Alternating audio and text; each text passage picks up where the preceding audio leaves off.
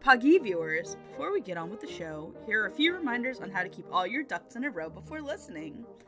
Remember before checking me out on this episode that it may contain strong language and situations that may make some listeners sheepish, so listeners' discretion is advised. If spoilers are too much for you to bear, for Nichijou and any and all other series, please watch Nichijou and come back later to enjoy our tales. And finally, all thoughts and opinions are that of the individual participants and do not reflect Dub Talk as a whole. See, that wasn't so rough. Now, what's the Indonesian phrase for get on with the show? Oh, what? Were the puns too much? Are you hopping mad? Well, you can't stop me.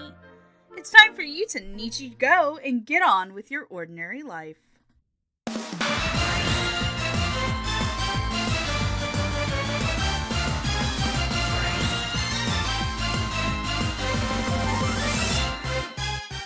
Selamat pagi, listeners, and selamat datang to another episode of Dub Talk, where we cover the latest and greatest in English language dubbed anime.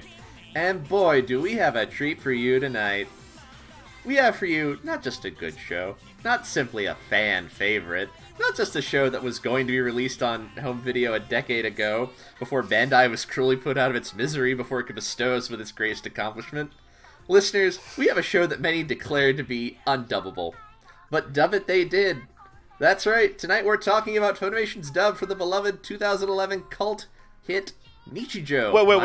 Life. Oh, I'm sorry. But when you said we were talking about an undubbable dub, I thought we were finally going to talk about Sayonara Zetsubo Sensei, Amon. I thought we were here to talk about Bakemonogatari. I thought we were here to talk about Tatsumi Galaxy. You fucking lied to me. Amon, did you trick every single one of us? Again. Rich, is that you? Look, it's not my fucking fault you never read anything I send you, alright? That's on all three of you. Don't put this on me. It's not! Look, okay, if you would just send it to us... I got my education in the state of Florida. You're lucky that I can read. I can't count. I met alligators in there. That's no excuse. Listen! Just because the alligators can count doesn't mean... Look, Alligator School is a specialized institution that hasn't been touched by the hands of Jeb. Well, that is both charming and unfortunate, and I apologize. Megan, do alligators have an anime club? Alligators do have an anime club. Their favorite they also have a manga club. Their favorite manga is apparently Dorehedro? Yeah, that checks out. Oh, okay. Oh. Dorehedora.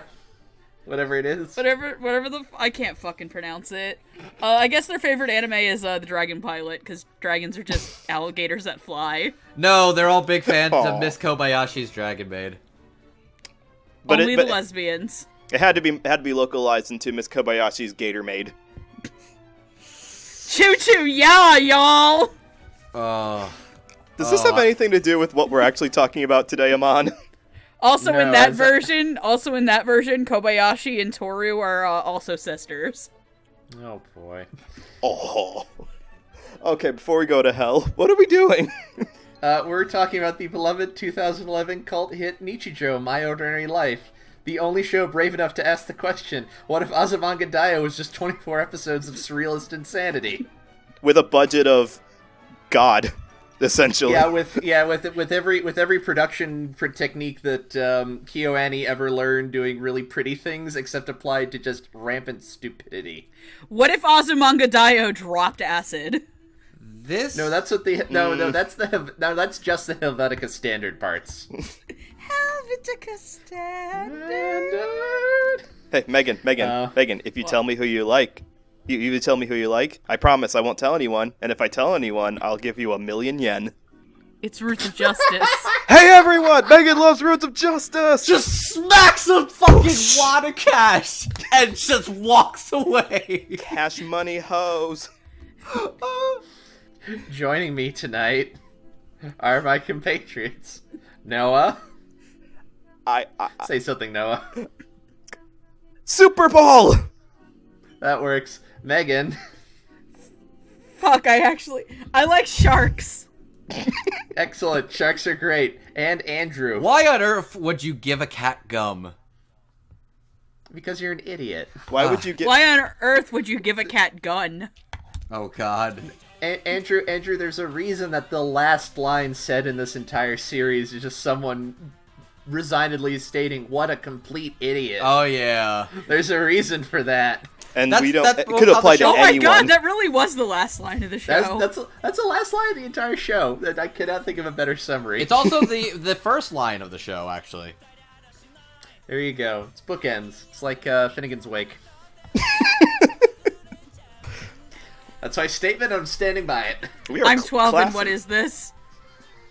Okay. Finnegan's Wake is a very confusing novel written by a weird, horny Irishman. So, Don't worry yourself about it. Is it James Joyce? It was James It is Joyce. James I was Joyce. gonna say. Oh, there's- cool. So can we get Willem Dafoe to play him? If only. so Amon, I know you slightly teased it earlier, but I feel it deserves to be reiterated again. How weird the localization history of Nichijou has been for the West.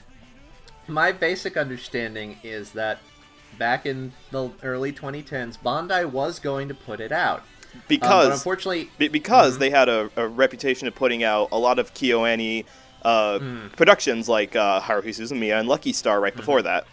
exactly. But unfortunately, they made that announcement right before they were put out of their misery. I believe by their Japanese side for basically not making enough money They took or something. Bandai this out is a- behind the shed and put Yeah, him down this- with an AK-47. Just If you- like if Old you- Yeller. If you weren't around at the time, this is basically when the 2000s anime bubble popped, and pretty much any company who wasn't Funimation, Discotech, and technically Sentai basically just up and died because no one could sell any product anymore. So, Nichijou was kind of the victim of Bandai dying, and it was one of several titles that was kind of in licensing limbo that they acquired right before they died. More or less. The two other titles I could think of off the top of my head were Gozik and Turn A Gundam, I believe. yes. There was also a couple of casualties of shows that were like a couple of volumes of the show were released, like Star Driver, but then the full thing never came out because you can't release something if you're not alive. But then, That's true. So let's fast forward a couple of years. Do you want to You want to host the episode, Andrew? No. No, I'm sorry. Andrew, get back here. Look, Andrew, if you want to, if I forget something, feel free to chime in. I did not research this part of the show. Okay. But to my recollection, you fast forward a few years, Crunchyroll get their hands on it, and they put it up online. Which, if you're not into piracy, it was a time a lot of people first got introduced to it. That's how I first and it was watched great. it. It was a big hit. It apparently helped revitalize AMVs for a little bit, because look at all this wonderful footage we have to glean from now. Fuck yeah, safety dance. Safety Dance Exactly. is a masterpiece. If you haven't seen the Nichijou Safety Dance AMV, do yourself a favor. Pause this, go to the YouTube search bar. And then please come back We'll to this. just put Yeah, a link please. into the description below. Exactly. And it was great for a few years, and then I believe their license lapsed, and I'm assuming it was probably also not doing the numbers they wanted, so they just let it go away. Until, last year? 2018. 2018, when all of a sudden Funimation announced, hey, we picked up Nichijou, we're going to do a Blu-ray. Okay, And they it's picked like, it hey! up. They picked up the rights to the Blu-ray in 2016, actually. Oh, yeah, that's right. Then it was delayed for a while. It was re-added to Crunchyroll as early back as 2016. Yeah, that's right. No, it was Funimation announced at Youmacon 2016 that they got the rights to it, but they released it sub only. I remember Then- that day so vividly. You were in the fucking room with us. It It was was you, great. me, Ark, Prof, and Dax, and we all fucking lost it. Then Funimation put it out, but then because of the partnership that they had at the time with Crunchyroll, the show, because it was a subtitle-only show, and that was at that weird time where, like, everything with the sub came off Funimation and went to Crunchyroll, and everything with the dub went from Crunchyroll to Funimation. Yes. It It went back. happened. It went back to And then- Crunchyroll for a bit. Went back to Crunchyroll for a bit, so that it came back off Crunchyroll and back to Funimation. And then sometime early 2019, there was just an ominous tweet that said, "How do you say Selamat Pagi in English?"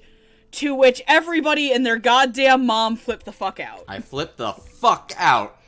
To which I would like to reference an episode that we did many years ago on Kobayashi's Dragon Maid before both Nichijou and Hyoka were licensed by Funimation, to which point Megan and I debated, could you even translate Nichijou because it's full of Japanese colloquialisms, references, and puns that seem impossible to translate into English, to which point we were absolutely sure, we put money down that this would never be translated into English.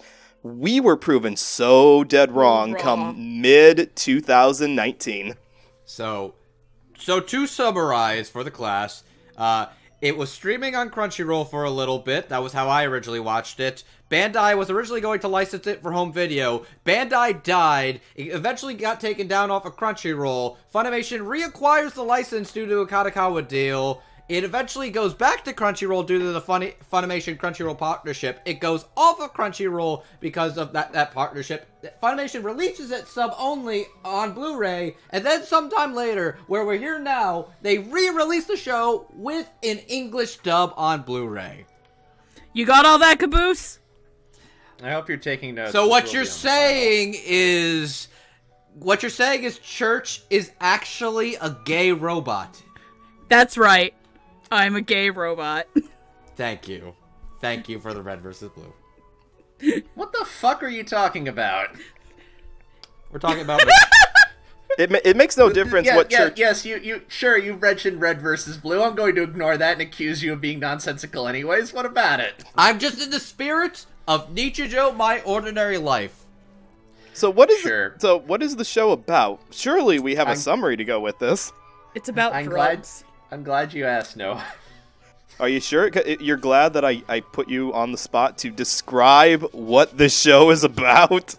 Oh, I don't have to do that. I stole a description from Funimation's website. How to do it. From the creators of KyoAni and Lucky Star come a slice of life series packed with absurd antics and hilarious high school predicaments. Follow the adventures of three ordinary girls as they make life's awkward moments 1,000 times worse. Along with a colorful bunch of classmates, they learn their most important lesson the hard way, like whether goats are an appropriate form of transportation, who would win in a wrestling match between the principal and a deer, and most notably, if the 3-second rule applies to weenies that fly through mohawks. Meanwhile, down the street, a pocket-sized professor makes life difficult for a robot who just wants to be normal. But normal's the last thing you can expect in a town where salmon falls from the sky. In fact, the only thing you can count on is your friends, but even they are totally weird. They are such an idiot. She is such an idiot. All she asked for... What was that one pun? Let's be frank here. No one in the show is winning any IQ quests here. What was that one pun? I wish I'd written it down. It was, she sent her to get lunch for her, and she asked for a rice ball, I think it was. And she comes back with a fish. Yep. No rice, just a fish. Mm-hmm. What? There's... Oh, God. Look, Mio means very well. Usually. Sometimes. That's up for debate. When it suits her. No, Mio means well. Yuko's the moron. Yuko... That's right. Sorry. They all... Look, Mio also mean... Look, they all theoretically mean well. I love all of these dumbass chaos children. Let us know these three also destroyed a shrine by complete accident once, so, They deserve to be locked in that elevator. Harsh. And no one's coming to get them because, as we've established, God is dead. Oh God, I could quote the show for fucking years. I've been quoting it for years. I've been wanting to be in a situation where I can fucking talk about the show. So Andrew, Bread Factory, huh? You had your time to shine, Noah Clue. Oh, is that the You've wrong had your show? time. That's the wrong show. It's the wrong show. On that note, would we like to talk about the dub? I'd love to. I'd love Wonderful. I'll try to. Good enough. That's a start. So let's get started with our staff, our ADR director and scriptwriter. And because this episode, Nichijou, as you may know as you watch it, has about 8 billion characters, and while we're not going to cover all of them, we do want to try and get this done in a reasonable amount of time. So we're not going to be talking about a lot of past roles for time purposes. Are you telling me we're not going to cover Daifuku Man? No. Aww. You can mention him if you want, but no. Okay, cool. Daifuku Man's cool. Andrew, here's your Swiss roll. Go off in the corner. Let the grown-ups talk. That is not a Swiss roll. It's a goddamn roll cake. What the fuck? I know, but it looks like a Swiss cake roll. It's just... It does not! It's not even covered in chocolate! And it fits inside her arm. That's how big it is. It's the size of a girl's arm. That's a roll cake, not a Swiss roll! Okay, so it's not from Switzerland. Fine. I have chocolate. I'll sit in the corner. Sorry, I can picture you with a white lab coat and a red tie, just nom nom nom nom nom nom. Speaking of being in charge, our ADR director is Jade Saxton, and she was assisted on this project by Felicia Angel, Morgan Garrett, and Tia Ballard, because it takes a lot of work to dub this much nonsense. And the script for this show was done by Howard Wang. All of them have fabulous, illustrious careers that you can read about on ANN, so go do that. And I know you have the internet. I know because you're listening to us right now. Are you sure about that? How do you know that they're not listening through us through, like, secret Gator vision? Is the Gator Anime Club watching us right now? Yeah, I'm sure Gator Vision allows access to ANN as well. I mean, like, I'm not saying that I have, like, a secret, like, spy setup in a swamp somewhere in the Everglade with a bunch of kawaii gators sitting around watching, like, Promare. Wait, no, that's not out. So, I mean, like, I'm not saying that they're watching My Hero Academia, but they might be watching My Hero Academia? And so the Megan went out into the Everglades on Halloween night and said, we're going to wait for the great gator who rises out of the Everglade patch, and he brings presents to all the good boys and girls around Florida. The present is meth. The present is bath salts and methamphetamine. And if you're extra good, free passes to Disney World. Okay, you get the free passes to Disney World if you're a good little boy or girl, but if you're a bad little boy or girl, live in Polk County, you get meth and bath salts. Which is what it feels like the show was on. There's something appropriate about our inability to stay on topic. It feels very in keeping with the show. It feels very appropriate. I guess I'll just go because I'm talking. No, go ahead. You go, Megan. Screw the order. So I'll be... There was an order? We established that? The order was whoever dropped their shrimp first. He who controls the salt. He who controls the spice. So, yeah, I should not have stayed up till 3 a.m. last night. Sorry, not sorry. Happy New Year! Yeah. So, I'll be real in that I had seen Nichijou mostly in maybe a couple episode spurts, clips, AMV format. I had never actually gotten to sit down and watch the entire show before. So watching it in English was the first time that I did, and originally we were supposed to record this episode a couple weeks ago, and I binged about 20 episodes of Nichijou in a day. Oh, no. My brain took a lot that day, and that came out to the equivalency of, we drank the blood of people, but the people were on drugs, and now I'm a wizard. It's how I'm imagining the Jupiter section of 2001, except instead of Dave, it's just Megan making horrified faces as colored lights flash by. I'm just imagining Captain America pulling the chair up like, so, you decided to blitz Nichijou, did you? When you said Jupiter, I did not think of 2001: A Space Odyssey, but instead I thought of cinematic masterpiece Jupiter Ascending. Equally bizarre. Megan, I'm gonna be real with you right now. When I call Jupiter Ascending a cinematic masterpiece, I am being completely sincere. That movie's great. Sidebar. I've never seen it, but I want to see the movie with the space. With Eddie Redmayne, the space piece, and space werewolf Channing Tatum. Oh my god. Look, someone had the Wachowski sisters clearly know what America wants. Look, I'm just saying that there's a moment where Channing Tatum's character comments, it's like, well, you shouldn't be attracted to me. I'm closer to a dog than you. And Mila Kunis just very light says, I love dogs!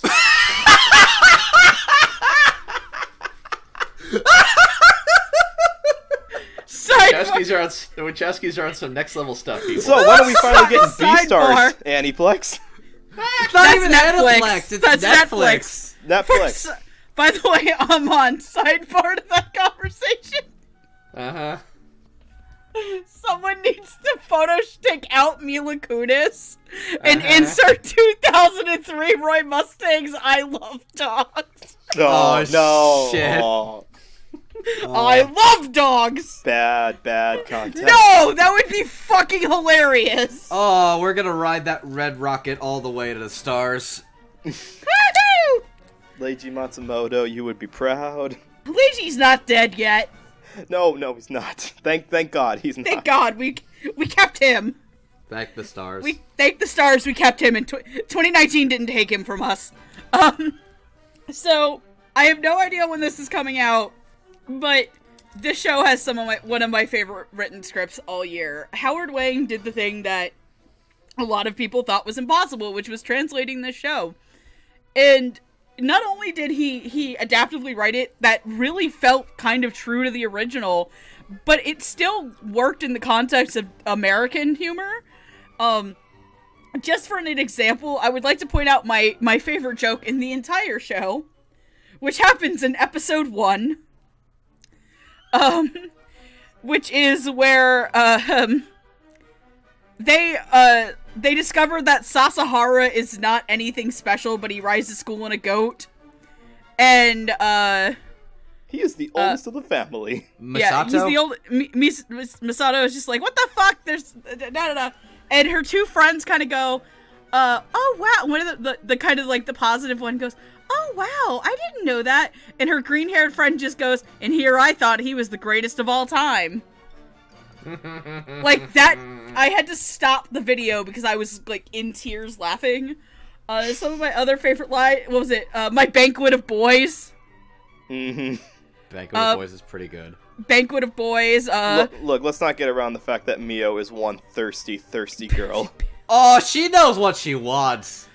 Mio, like all girls in that age, just want to see another man's... Look here, if Mio saw Promare, she would draw Leo Gallo fan art. And Leo would be on top, because Gallo's just legally too stupid to top. God. Oh my god, actually, you're 100% right. And it's even better because Leo wears a fucking... He wears a what is that thing? He wears an ascot! It's to wipe the cum.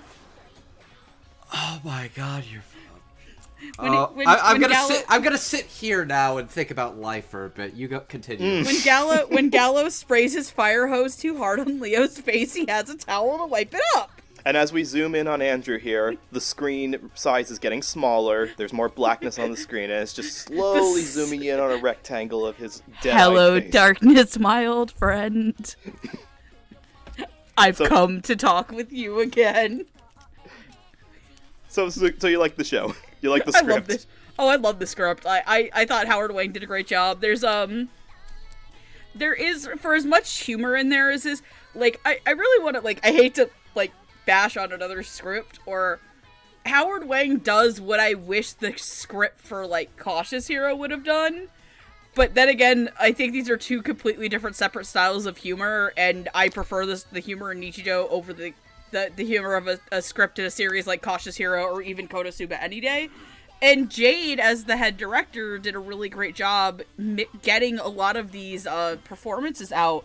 I've watched Nichijou a couple times with my parents in the room. Like, my dad will come in and out, and sometimes my mom will just sit there.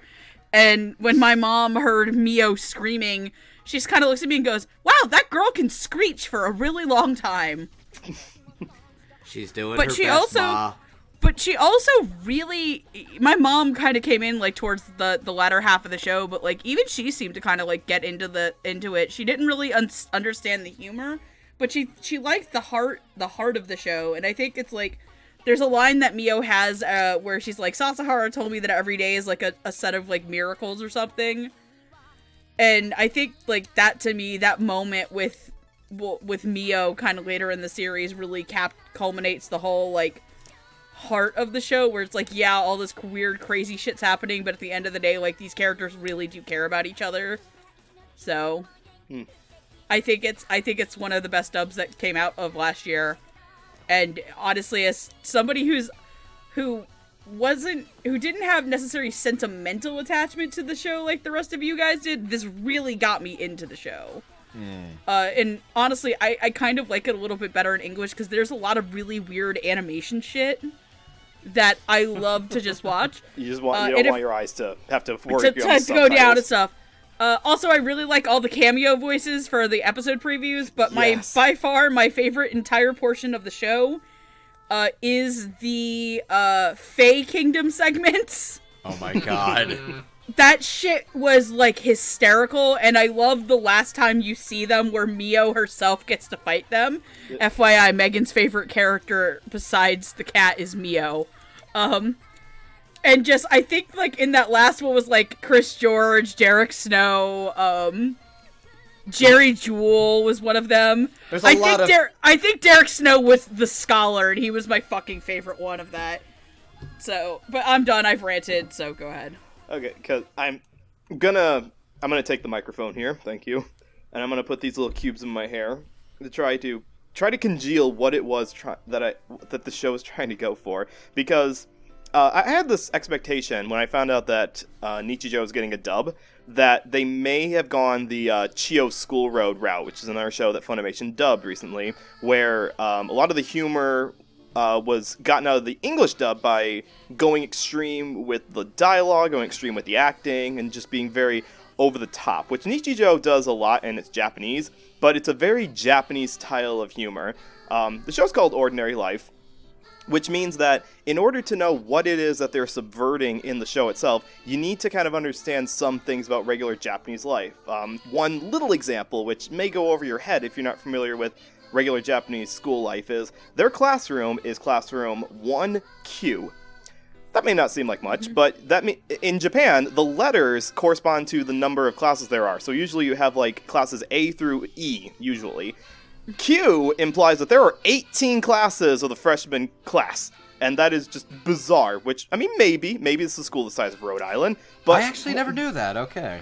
Yeah, so that little thing, that little detail of, like, this is not normal, may go over your head if you don't know what was normal to begin with. So, how to translate that into English, I think Howard Wang deserves all of the praise on this, because not only does he have some really good puns, and he makes the best kinds of translations to English that is possible, but he also keeps the integrity of the non-comedic moments as well. Because there are scenes where the characters are trying to be, just trying to, like, show how sincere they are, how broken down they are, and that the series never loses the heart of what those characters are going through. There's parts where Mai is absolutely deadpan, and they don't play her up her they don't play up her acting at all to try to make it more comedic. It's just a very deadpan, soft-spoken voice that makes you think, is she mad at me? Why isn't she talking to me? Why isn't she getting my puns at all? Or Sakamoto's trying to cope with the fact that whichever one of them I go with, my life sucks. And just the billions of little or tiny things there. I think Howard's writing was absolutely great on this. I'm not as huge of a fan on the direction of it. Mostly not because of any of the acting itself, but because a lot of the actors in this are keeping mostly their normal speaking voices, like the kind of, like, they're not putting on cartoony affectations to a lot of their voice. There's a couple that are, but for most of them, it kind of sounds like their everyday voice. And because of that lack of diversity in the cast and how they sound, it's a little hard to differentiate some of the characters from each other. And with a show that's this wacky and over the top, and in Japanese had a lot of archetypes clashing against each other, I was kind of hoping for a few more archetypes thrown into this to add to that diversity. But we'll get more into that with the actual characters themselves. As for the dub on the whole, this was the impossible task. This was the white whale of the dubbing anything, and I can't think of a way they could have done this much better than how they did pull this off. Words. This show is weird. Wow, I can't believe a show called My Ordinary Life is anything but. Who'd have thunk it? I expected them to, like, go to the bank and file taxes and do other mundane stuff all day. God. So, There are several shows that I literally started, I've mentioned this before, but there were 3 shows I remember when I first discovered what online streaming was, and, like, I was watching things, because, like, I was still a young babby child and couldn't pay for things yet. I was watching things for free on Crunchyroll, on my first cell phone, watching things in the middle of the night. I remember watching 3 shows on Crunchyroll on my phone in the middle of the night. It was Gozik, it was... Working, aka, Wagnaria, thank you. I was trying to think of the other title of it. And it was Sunbun 1-1, Sunbun. Yep, that's the one. You know the one. Okay. So I've seen 3 of those. Looking back into those 3 shows, one of them never got a dub because of lots of weird reasons. But looking back on that show, I thought it was kind of funny, but it doesn't hold up as much as I did. Gozik was also a show that got picked up in the Kadokawa deal alongside Nichijou. That got a dub. I think it's a pretty decent show, but I don't remember liking it as much as I did. Nichijou, My Ordinary Life, still holds up to this day. So many years later, I still think about scenes from the show in the top of my head. I would post the scene of the kids freaking out about their test being over anytime I finished finals. Like, I would just post that clip on Facebook and just be like, hey, finals are done, guys! And everyone's like, I'm dreaming! I must be dreaming! And it's like, I can still I vividly remember how characters sounded in Japanese years later. This was going to be a big task to kind of differentiate what I associate with Nichijou in Japanese to in English, and that was going to be a hard task. In general, no matter who they got or what they did. And honestly, I'm damn impressed that they did what they did. The English cast is also really interesting. I want to give praise to Jade and her assistant directors because there's a pretty interesting cast of characters. I believe Jade is one of the directors who regularly does auditions for things still at Funimation, and given this one was a home video project, you actually could have the time to do auditions and stuff. And, like, they might have been working on this for, like, several months without being able to talk about it. But you've got a pretty interesting cast. Some of these are actors you don't get to hear do too much, or haven't shown up a lot, and some are regular veterans, and some are really doing interesting, unique things. And I'm pretty sure everybody in Funimation was in the booth to be an extra at some point, just because there's a lot of fucking characters in this goddamn show. But you have a pretty unique cast of characters. The core cast is really interesting. The main characters, though, they are perfect. I feel the core humor is represented in very interesting ways. The delivery of these actors is phenomenal, hilarious, genuinely cracked me up, and some of their delivery has stuck out for me, maybe even more so than the Japanese. And the script, I could spend a lot of time praising Mr. Howard Wang. Instead, I would like to talk about, just simply explain my favorite scene that was changed in English that made me realize this dub is a masterpiece and Howard Wang did the impossible and made it possible. I'm a cat! Check me out! Oh no. Hakka-san, your cat look is perfect! That's pawsome. So meowsing. I'm really felining it. You're kidding me, and I'm for real. I couldn't even get all of them, and I was just like, okay, fucking... That was a very, almost a no-win situation in the translation, because the original Japanese... It was all nya! It was nya! It was nya versus it was moe versus meow. Just back and forth. Moe, meow. Moe. And they made it even better! It's so much funnier! And that is the adaptive version that we are looking for. So yeah, if your adaptive writers out there are looking for how to make the translation, go with horrible dad puns. Do it. Do it now. Oh, that's the way to win to the heart. Now, just give the terrible puns. It's so good. It's so good, Howard. You did so fucking good. You did it, man. Jade, alongside Felicia, Tia, and Morgan, and Howard, fucking dream team. You made this I'm so happy. I'm done. Thank you, Andrew. How do I put this? Nichijou is the best comedy dub I've ever heard. Wow! Now, I realize that I have probably heard this for less than 6 months. It shot right up to number 1. I love this dub so much. Wow. Now, it helps, as I'll talk about later. The Nichijou style of humor, for that matter, the style of humor that you find in most of the works by the original manga author, is very much my style. But even on top of that, this is a really well done show. I found this endlessly watchable. If you had like a little machine that would just take all the little bits of Nichijou and just sort of play them in random order, I could probably watch that all day and never get tired of it.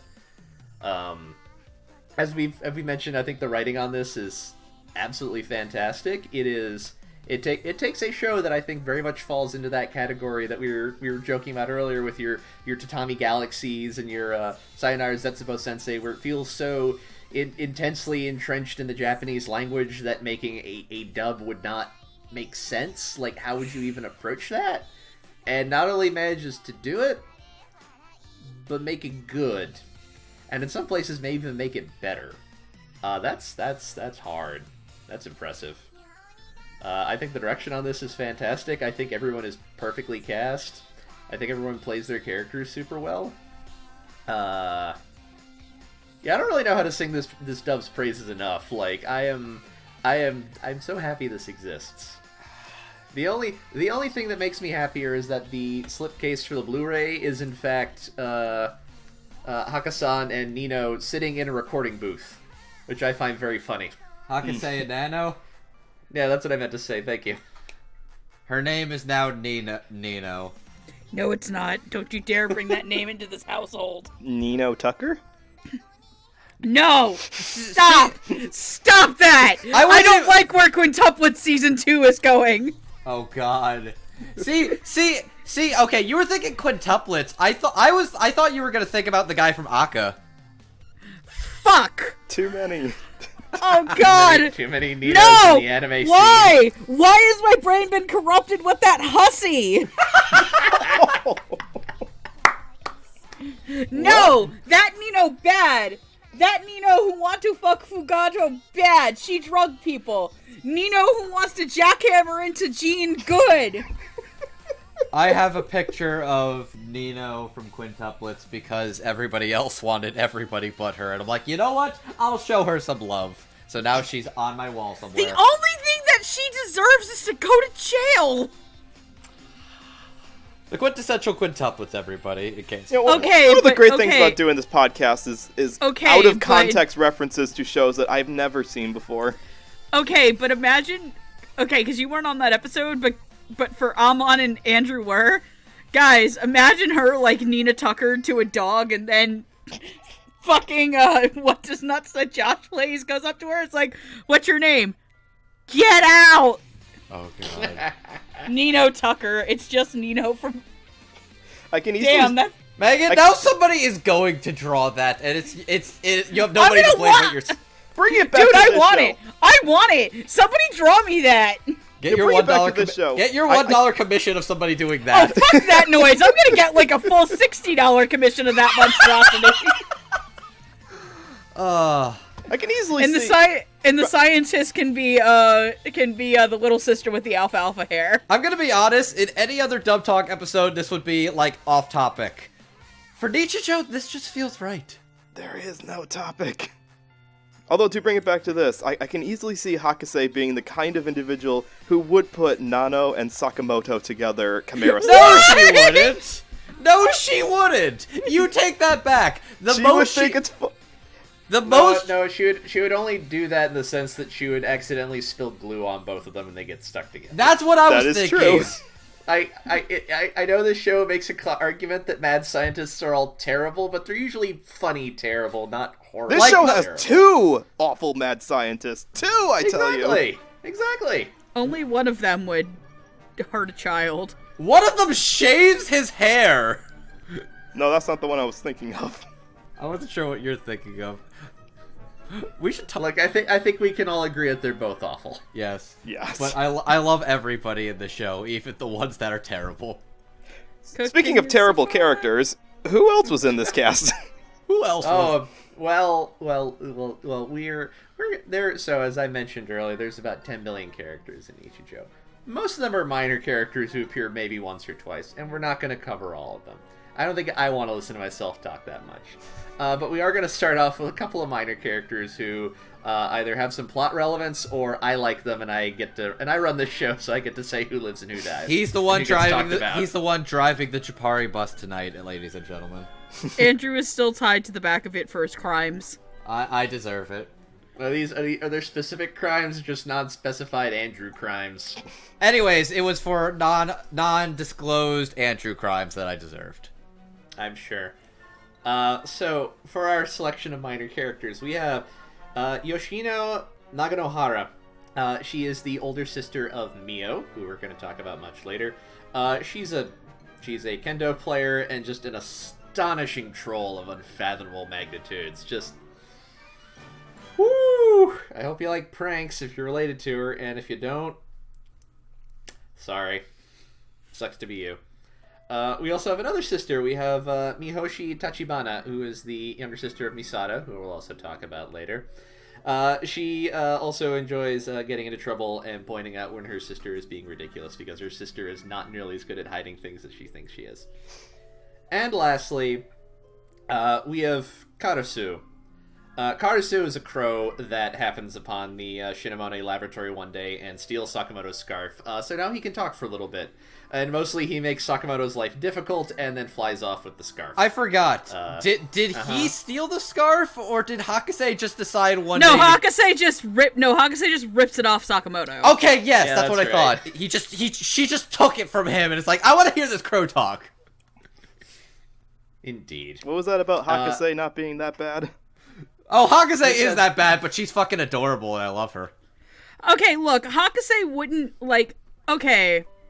Hakase would make the Nina Tucker Chimera because of an accident, not on purpose. Yeah, she's not malicious. She's just 8.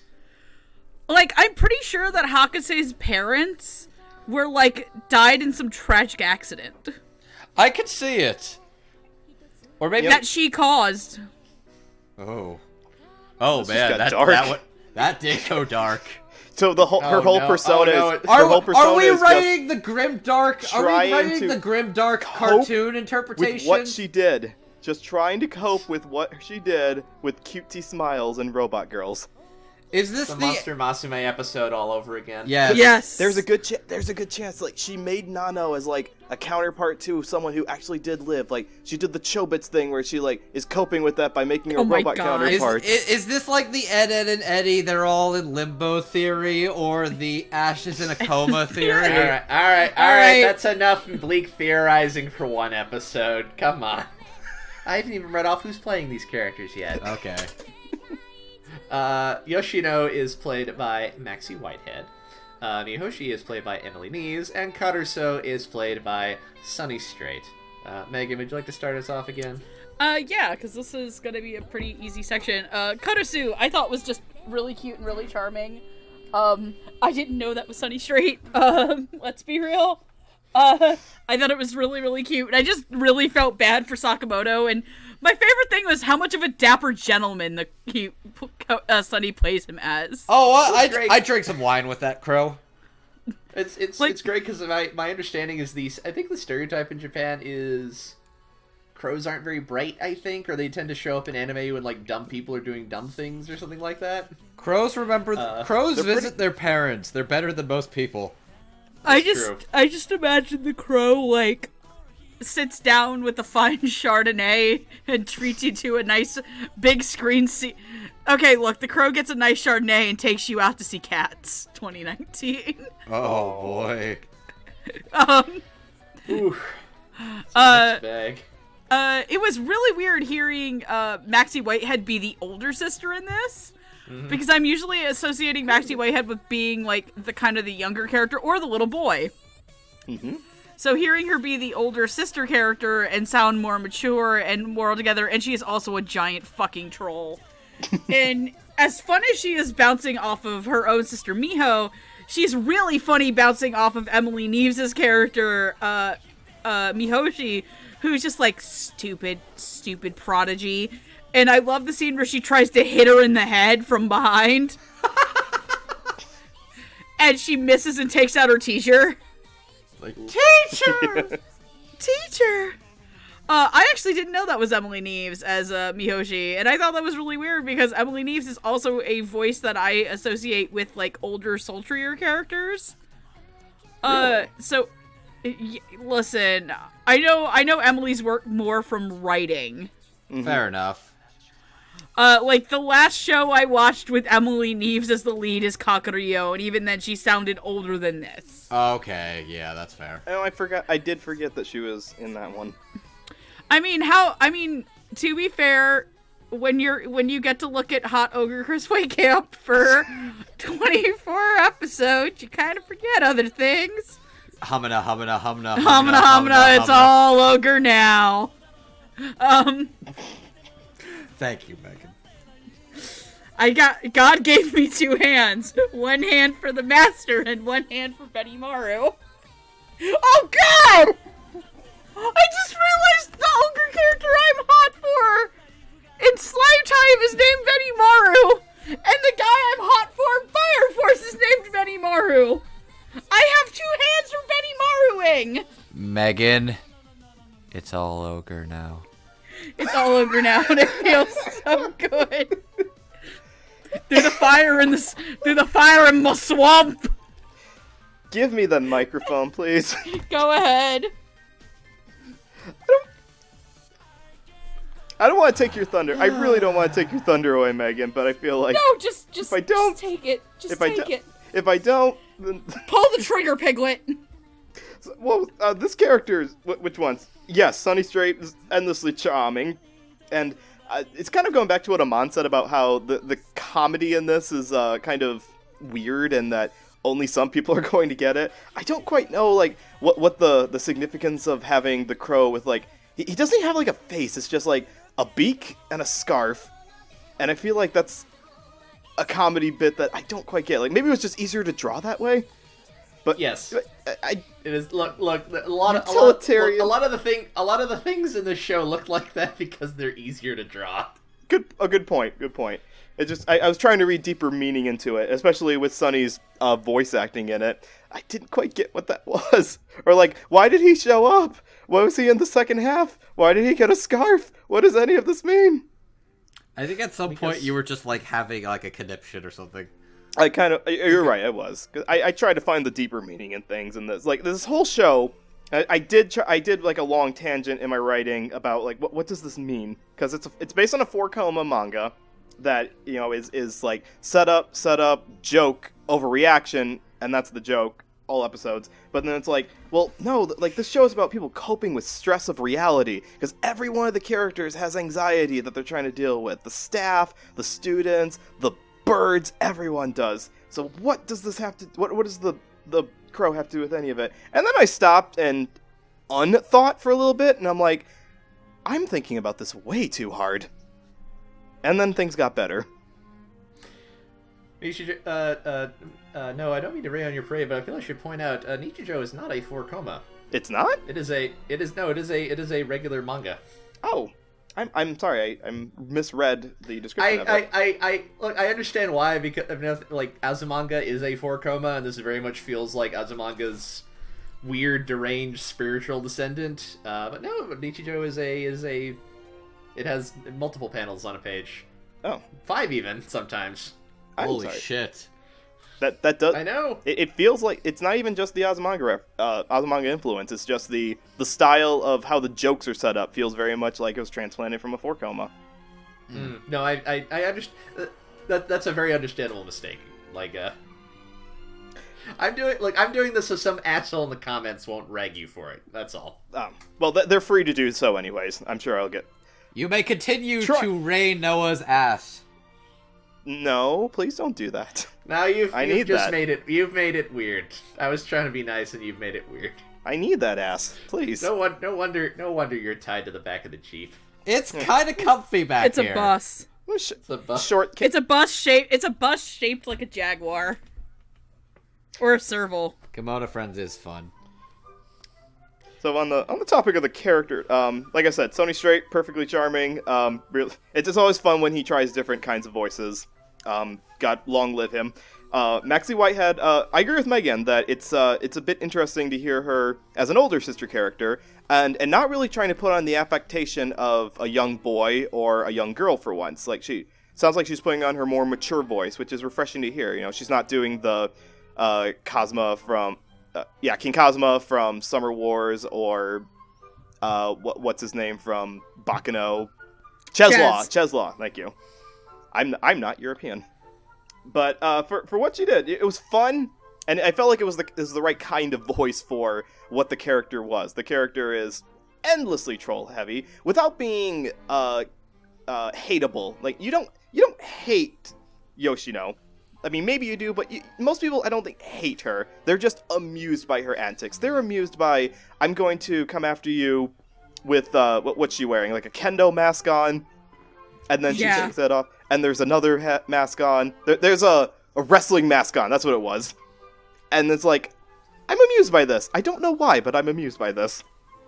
It doesn't feel like there's malice. It just feels like her nature is just to be this weirdo dick. That's true. That feels like almost like she's going through a phase of the I've suddenly learned what trolling people is like, and I'm enjoying it quite a bit. I'm enjoying my trollish awakening, as it were. Oh god, that's dangerous. And it's also interesting that, Megan, you said that you know Emily for more of her sultry voices, like from Kakagurui, because I thought Kakario! That too. I think of her more for her comedic voices, like in Umaro-chan, where I know her from more. And that's a little closer to what she's doing here. It's kind of like the younger, cutesier voice. But like you said, with kind of a sense of, I'm so done with this shit voice in her, which I enjoyed quite a bit. Don't really have much more to say on it, except that for the few bits that she's in, she really did sell it. There's archetypes in little sister characters that you get in anime a lot of times. It's like the little sister from Tanaka-kun is always listless kind of shows, and I feel like Emily translated that pretty good to English here. Alrighty. So, Sunny as a Karsu is just a very sweet, dapper crow. He's just so nice and formal and well-behaved, and I feel like he has an entire life story. I feel like he could write a 500-page novel and it would become a bestseller. He's just that charismatic and charming. And you know what the name of that bestseller would be called? What would it be called? No clue. Nichijou. Fuck, that's good. No, I'm going to simultaneously boo and also hand you an award that says best pun on it. I hope you're proud of yourself. I'm fully expecting you just kick me off of the bus with a little bit of rope. I probably just booing. It's booing and like the trapdoor from the Fey Kingdom. Just as you're given the award, the trapdoor opens and you fall to your demise. I love the visualization of the Fey Kingdom. Just this what goes through your head when you're falling asleep in class. It's beautiful. Oh, good lord. Anyway, Sunny's very dapper, great. Emily as Mihoshi is delightfully cute, but she is also very much kind of like a little bit, she is very determined and hardworking, but she's also kind of like very frustrated with Yoshino, who is just a natural prodigy who doesn't really try, and she's just kind of like, you're such a spoiled little prodigy. Ugh, I can't stand you. But also, like, you see her acting more mature when Misato starts getting very blushy and obvious about Sasahara, and it's just like, oh, yeah, you are easy to read like a book. And it's just like, she's just got that level, like, she sounds cute, but she's got that level of, like, snark and, like, sass to her that just makes her very charmy and snarky, and it's like, oh, you're great. And speaking of snark, oh my god. I think Maxie, I think due to her schedule, for whatever reason, she might just not... She doesn't regularly show up in the simul-dubbing era scene anymore. So, it was just really nice to get her to show up again for a home video dub. And also as a character you don't typically associate with Maxie. It's just... She's just an older college girl who's just kind of a charming troll. And she's great. Yoshino is just a delightful dick. And... Can we talk about the fact that Mio was born and she just had she had the wrestler mask on? That was a thing that happened. Imagine being brought into the world and you were just surrounded by a luchador mask. That would scar you for life, maybe. I wore that when all 3 of my kids were born. That says more about them than it does you. That's a lie. Jenny wouldn't allow that shit. That's true. Jenny would make you wear a paper bag. Drugged up, she would punch me in the dick if I tried to do that. That sounds about right. With my last conscious muscle movement, I curse you in the dick for doing this. You'll fall to your demise and just curse Walt Disney, and that'll be it. Oh, absolutely. Where the fuck was I going with this? Oh, Maxie's great. Maxie's awesome. Yoshi. Are you okay? Are you okay, Amon? Come on, we get a little lost there, Andrew. I got a little lost there. Wait! Hang on. There's something I wanted. There was another part of this I wrote. The moment I realized I loved Yoshino and I loved Maxie as well as Howard's script, is that basically Yoshino is first introduced because she is chasing Mio down with a bear mask. She's wearing just a freaky cartoon bear mask and fucking runs towards her scarily. And after she is revealing her identity, she says to Mio, "Sometimes I can be a bear, but sometimes I can be hard to bear." And in that moment, I was in love. This woman is perfect. I would want to... She is perfect. She's perfect. She won my heart. I'm not gonna lie, I thought you just said I wanted to jizz. No, you made it dirty, Megan. No. I wasn't even saying dirty. I was just like, she is pure perfection, and I love her so. Okay. Okay. Amon. All right. To follow that one up. I'm sorry. I'm really sorry. You're fine. You're fine. I think I'm being affected from last night. No, that's perfectly all right. Don't worry about it. Oh, wait, we can just cut that part out of the final audio. Yes, it's fine. Worst comes to worst, the magic of editing. Don't cut it out. Oh, no, I know. Anyways. Anywho, where was I? Maxie's really funny. Yoshino. I do not find Yoshino as endlessly charming as Andrew does, although that might be because I have a sister who I want to punt into the sun often, so, Same. She is very funny, though, because I don't have to deal with her bullshit. I can just watch Miho suffer in my place. Aww. But Maxie's just a delight. She plays the character really well of just being just the correct level of kind of sprightly, and you can tell she knows what she's doing is bad, but that's not gonna stop her. She's gonna be obnoxious about it, and she's gonna enjoy every minute of it, especially when she steals your cake. Yeah. Okay, you know what? That is the one flaw. Stealing your cake when you called it is a dick move. And the strawberry. That's just the icing on the cake. These jokes are unbearable. God damn right. They may be unbearable, but I do think they're a bit polarizing.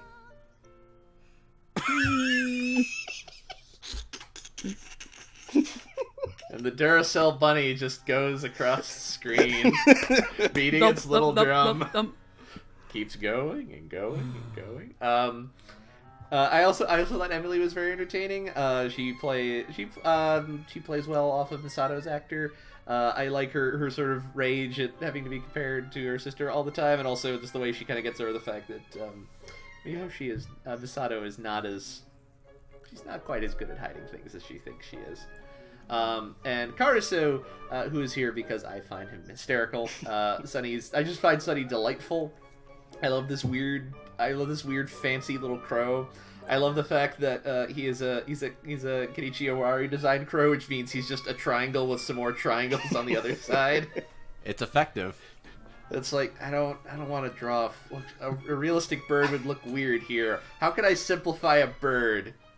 Beak, feathers. Great, there we go. It's a bird. He's just a Give it cone. some legs, voila. It's basically. I'm sure the editor took a look at that and said, "Aw, that's so sad. He can't draw a bird. Oh, but I'm too polite to tell him. Let's just keep it in. Send it to print." Kenichi Owari's entire career has just been editors feeling sorry for him. I mean, it's working. It's working so far. KyoAni felt sorry for him. His new series, his editors still felt sorry for him. Question, because I don't read City. Is City like a sequel to Nichijou, or is it just like a different thing? Yeah, it's the same kind of humor, but as far as I can tell, it is not. It's not supposed to be a sequel or anything. It's just it is. Do you like these antics? Well, now they're about kind of like early 20s post grad people. It is to Nichijou what Yotsuba was to Azumanga Daioh. Yeah, very, and that's like it's the same style and humor, but I don't think it's supposed to be like a continuation or anything. Okay. Yeah, and I find Sunny just very delightful because he's so polite and genteel, and all the while Sakamoto is just fuming internally the entire time because they were all treating him horribly, and they either don't realize it or don't care. It's the natural evolution of how a cat wants to be seen by the owner versus how they are. More or less. Dignity? What dignity? There's no dignity here. You're fluffy. I'm gonna pet you, fucker. Exactly. They're delightful.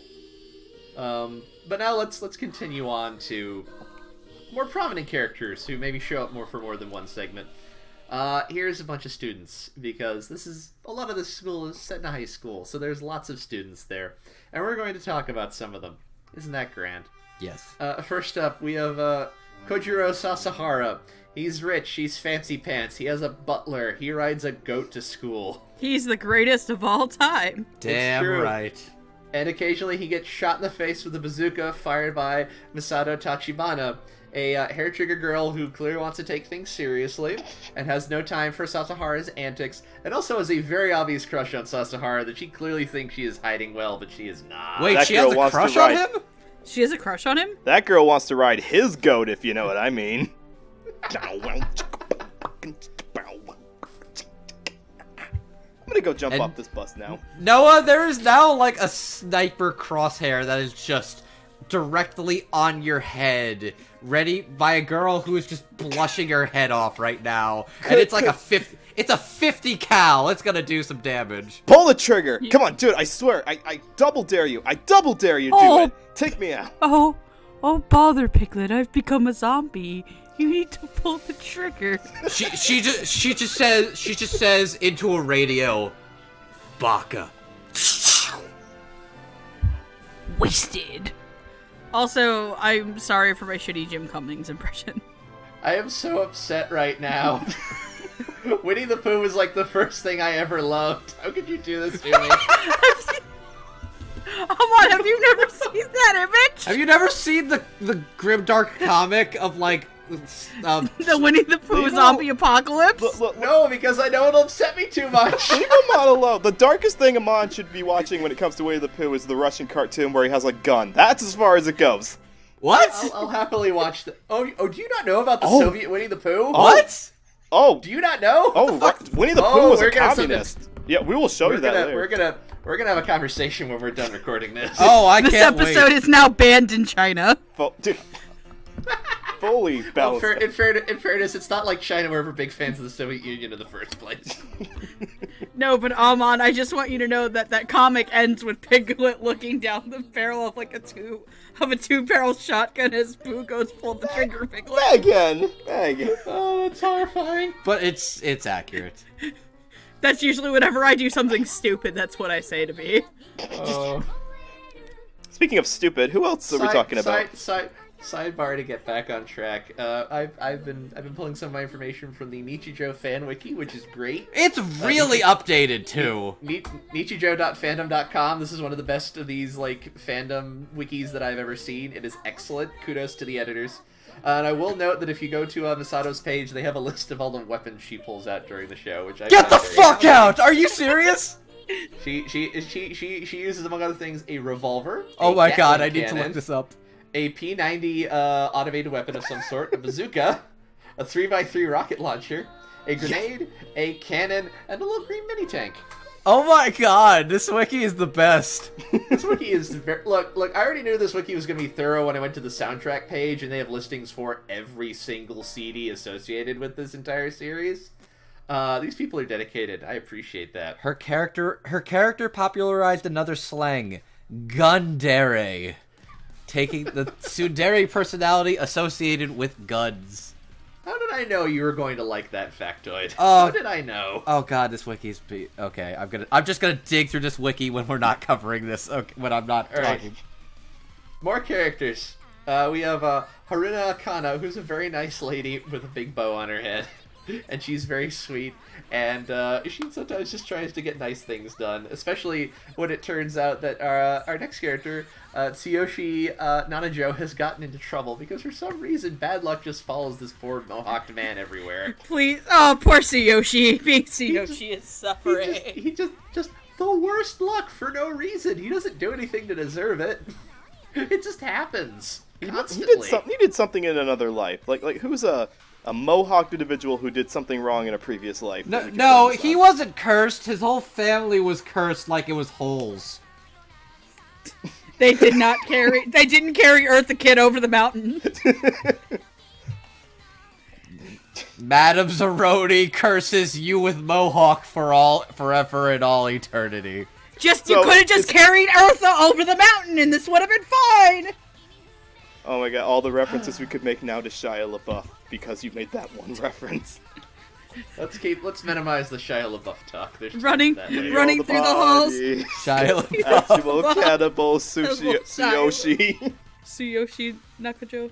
Doesn't quite fit the meter. Amon, I love you so much. Playing Sasahara is Seth McGill. Playing Tachibana is Madeline Morris. Playing Akana is Kristen McGuire, and playing Nakanajo is Kyle Ignacy. Megan, if you would. Okay, so I'm gonna start with, I would like to start out with Kristen McGuire's Haruna. She's adorable. I feel really bad because, she doesn't do that much besides go, all the time. And I just love her running around, with the fucking teacher trying to get everybody out of the shitty ass, The whole thing? Yes. The glue traps? Everybody who's, like, accidentally maimed by one teacher's quest to open a little girl up. That's accurate description. You're not wrong. When you put it like that. You put it like that. Ow, ow, ow. Brain, ow. Aha, I knew that's who that was. We're gonna do Sasahara last. Then there's Tsuyoshi's Big Bang. I really like Kyle Ignacy's and most things that he does. Kyle Ignacy's is like, if not, he's like one of the voice actors that I usually like when he shows up and stuff. I usually tend to enjoy him. And he is usually two types of characters, assholes or just the poor schmucks of the world. I've watched Token Rambu Hanamaru season 2. Amon, I think you have too, right? Did you ever get to watch season 2 of that show? A little bit. Not a lot. Did you ever meet the sword that's the little boy who keeps getting drunk? I don't think so. I would remember that. you should get to that episode because that's Kyle Ignacy's character.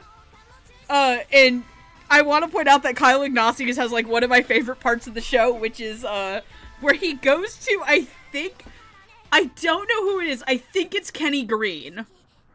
His temple, and he's gonna be like, I want to be a scientist. I don't believe in the spiritual. and he starts faking that he's possessed by a devil. And just Kyle's goddamn earnest delivery when that guy goes, "This train is going crazy." "Yeah, I'm a crazy train. Chugga chugga choo choo." And he's just like screaming train noises at the top of his lungs. Or when he's telling his dad that he rejects being the Daifuku and he breaks the head off and screams and rips out all of its hair. Or just Kyle's delivery of the very pathetic to the teacher, where she's like, "You need to wear normal hair," and he's like, "All the hair on the sides of my head doesn't grow." He's just... And just his poor despondence. Then there's Madeline Morris, who my mother just describes as that girl has problems. Yep. Misato is just... I don't think I've ever seen Madeline play a tsundere before, or let alone one so extreme. I'm used to Madeline as, like, oh my god, what the hell? Chitanda, thank you. Like, your Chitanda is like, this year was the year that explosive Madeline really came on the scene. It's the like, it's the year where Madeline really exploded onto the scene. Like, she took her shots this year. Where you got She lifted her herself out of obscurity. She wasn't obscure. She wasn't going to throw away her shot. You go. You kind of botched your Hamilton there, friend. Yeah, anyway, but just, I thought she was great in her loudness and her, like, "I don't like that asshole!" And she sounds, like, very convincing as, like, this angry teenage girl. Coming off of Seth MacGill's very, like, pompous and snuck up kind of, like, deadpan as Sasahara, or... Though he does have this, like, really great comedic thing where Miho drops 100 yen, and he's like, "Do you see this, Miho? The gods have smiled upon me." And, I mean, this is coming a long way from a guy who literally played a sadistic quote-unquote fallen angel in Dances with Devils. Oh my god. It's, yeah, bitch! Yeah! I get to, this is like one of the first times I've gotten to talk about him since fucking that. Really? Holy shit. I think it's been like that long. But no, I really liked everybody here. I thought they all played their parts really well and fit into the ensemble, so hell yeah. I don't know how I'm gonna follow that up. Feel a little on the spot now, honestly. So I talked at the beginning about how I thought that although the acting was very good in all of the characters, their vocalizations weren't exactly as diverse as I may have wanted, or just to give it a little extra burst of comedy.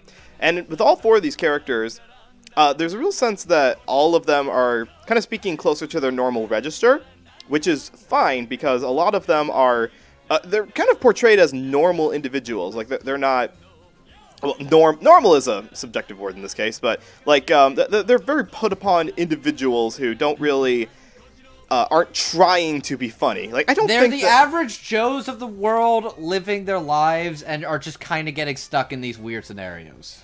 Yeah, and some more than other. Like, let's talk directly about Kristen McGuire, who is probably most prominent in the show as, yes, for the hair ribbon, but also for, she just wants some flowing noodles. She's never tried them before. It sounds like fun, and she heard they were going to happen. Scene. And but these chopsticks, they're kind of dirty. They're dirty. The noodles are cooked.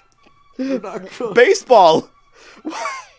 And you're right, Megan, that most of her dialogue is mostly composed of a lot of open mouth kind of reaction. By the way, I'm pretty convinced that the one slinging the noodles down the thing was Aaron Roberts. By the way, apparently her nickname by many people is E-chan, because she just kind of said a lot in Japanese. Yeah. So what Kristen had to work with here was essentially, it was not a whole lot of character motivation outside of blue screen of death. And that's not easy to do. It's actually, I think in some cases, it's a lot harder to do those inaudible sound effects than it is to speak actual dialogue. Like, it's easier to botch that. So Kristen did a really good job on this. Like, don't have any qualms with how she did it, because it perfectly fit the blue screen of death that she was going for. Kyle's an interesting story about Nakanojo. Nakanojo, thank you. I had made no predictions for this cast list, obviously, because none of us thought that this dub was ever coming out. However, in the back of my mind, for years in seeing the show, I was convinced that if they were to ever do a dub for the show, that this character would be voiced by Greg Ayres. Because he just kind of looks, and in Japanese sounds like a Greg Ayres kind of character. Just what came to mind here. So when he was not cast as this, I was totally fine with that. But I'm like, okay, I have an expectation now about what I have in my head, a sound that I think that this character should sound like. And Kyle's portrayal of it is not as nerdy as I had in my head, but it was just as put upon. It was absolutely the kind of... He's a good boy. He has done absolutely nothing wrong, except for refusing to pay that one girl and that one psychic and trying to get out of paying her. But other than that, he's just a normal person. And Kyle's portrayal of that in the vocal range is good because we're not supposed to dislike him. We're supposed to feel for his pain. So good job on Kyle for doing that. Who I don't feel so bad for is Madeline, because for Misato, because she absolutely deserves what she gets. Just be true to yourself, girl. Like, we need to make an AMV of this girl set to I Won't Say I'm in Love from Hercules. Just all the scenes of her in it, with the characters being the muses in the background. Just admit you're in love. I don't care if it's cliche. I don't care if... Would her two friends be the ones singing the background vocals, Faye and Waboshi? Yes. Well, we would just get all the characters in here, but for the most part, yes, it would be those two. But what, if we're talking about what Madeline I know her most from is more of her comedic roles that she had this year, like especially as a Hibiki in How Heavy Are the Dumbbells You Lift. And this was a bit of a contrast to that because, like you said, I've never quite heard her as a tsundere before. She did a good job, though. It was fun to listen to. And for the archetype of the tsundere that we have in Japanese, there's been lots of English attempts to try to localize that, to try to get a tsundere archetype in English. Sometimes it comes off as more bitchy than I think they really wanted. Sometimes it comes off as really childish. This one kind of hits it right in the middle there. It's like she's like a very normal sounding girl who's just got a crush that she just cannot let go of. And I do, to quote Spike, love a woman who can kick my ass. So she's definitely got some go points with me. She's got an entire arsenal for a small military and the kitchen sink too. There's a good chance that she was just an aborted Madoka Magica character who got dropped off into our world. Yeah, she's got her superpower was explosives, which brings us to Seth McGill, who is not as posh and British as I thought he was going to be in English, with the archetype of I've got the stuffed shirt and the glasses and I'm eating wine and fine dinner with a tray attached to me, and I've got a butler who is dressing me up after I've been exploded away. But again, because they're going for a more normal sounding voice and a more likable kind of voice, Seth's portrayal of it is pretty darn good. So to wrap this all up, for all four of the characters, a lot to talk about all these, and for the small bits that they have, because they're all kind of confined to one repeated joke over and over again, pretty much what we expected from this. Alrighty. God, there's a lot to dive into the show of Nichijou. There's a lot of fucking characters, holy shit. So I'll start with Anaka. Kristen is fucking cute. She's super cute as Anaka. And she looks like a little bunny girl, and it's super cute. It's like, look, bunny ears. It's like, damn it, you're cute. But then she's also getting more and more fed up with, the bullshit thrown her way, like the noodle shaft. Let's also talk about the rigged carnival game that she's trying to do. Oh, yeah! She went full Despicable Me on that eggplant. She shoots it in the middle. It splits apart. She's freaking out. The guy looks at her, deadpan. As it's revealed that they're nailed into it, he rips off half of the eggplant, hands it to her, sits back down, and says, "Never come back here again." Like, what the fuck, dude? This gun's still loaded.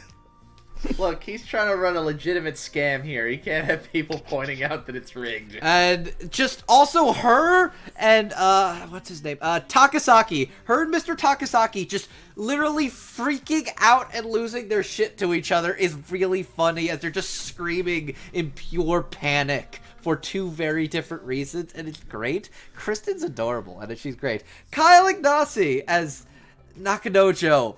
Oh my god, he is a good boy who's doing his best, and he just sounds really pained, and he is suffering so much. Like, the only time I don't feel bad for him when he is being, like... The only time I don't feel sorry for him is when he is going out of his way to be that one obnoxious atheist you know. You know, that guy. That one guy you know.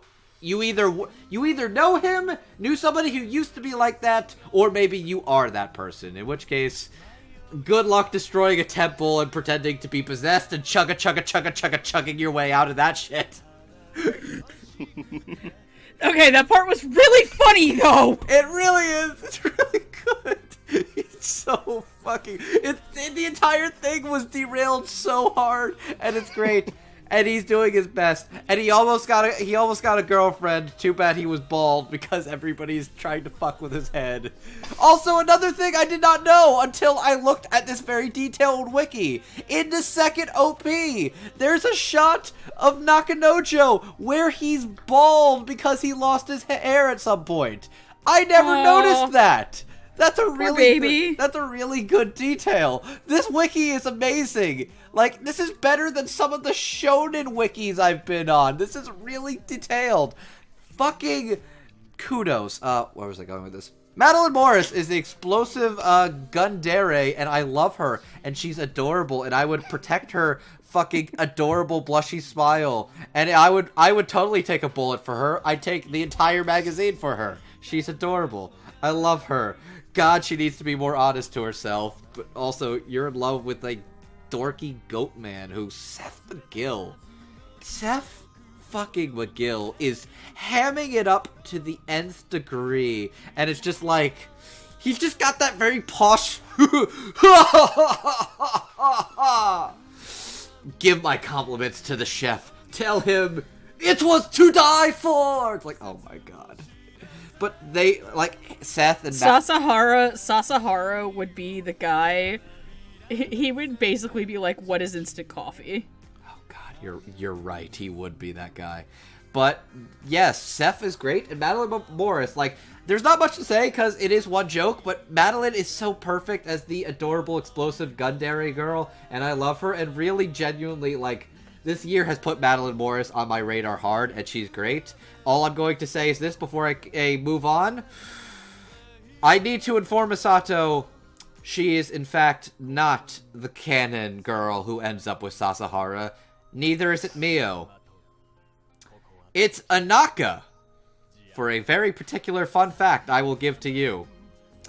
That fun fact is the Japanese voice actors for Sasahara and Anaka met working on Nichijou. And I believe it was last year, got engaged. Wow. So, yeah, that's a fun fact. I believe the author of Nichijou even wrote a congratulatory sketch for them of the two characters in Nichijou. Because they met on Nichijou. So yes, the true canon girl pairing is Anaka and Sasahara. Sorry, girls.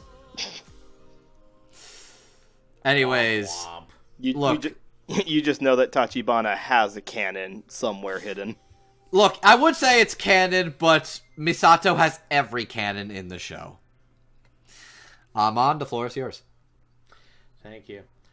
Seth McGill is hilarious. Sasahara is way too much all the time, and Seth is clearly just having a ball playing that. He is absolutely delightful.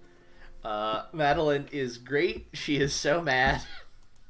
So very infuriated by this stupid, handsome, aristocratic fancy boy.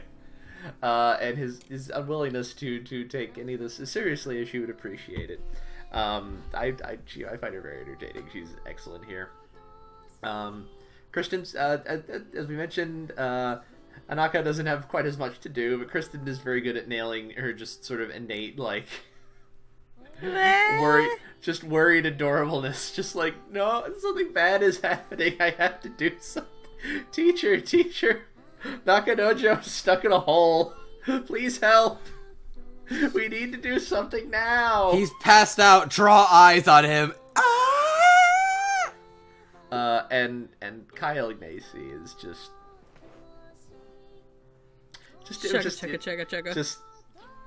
trying to show that priests aren't real, trying to fool fortune tellers, trying to remove that stupid Daifuku mask off his head.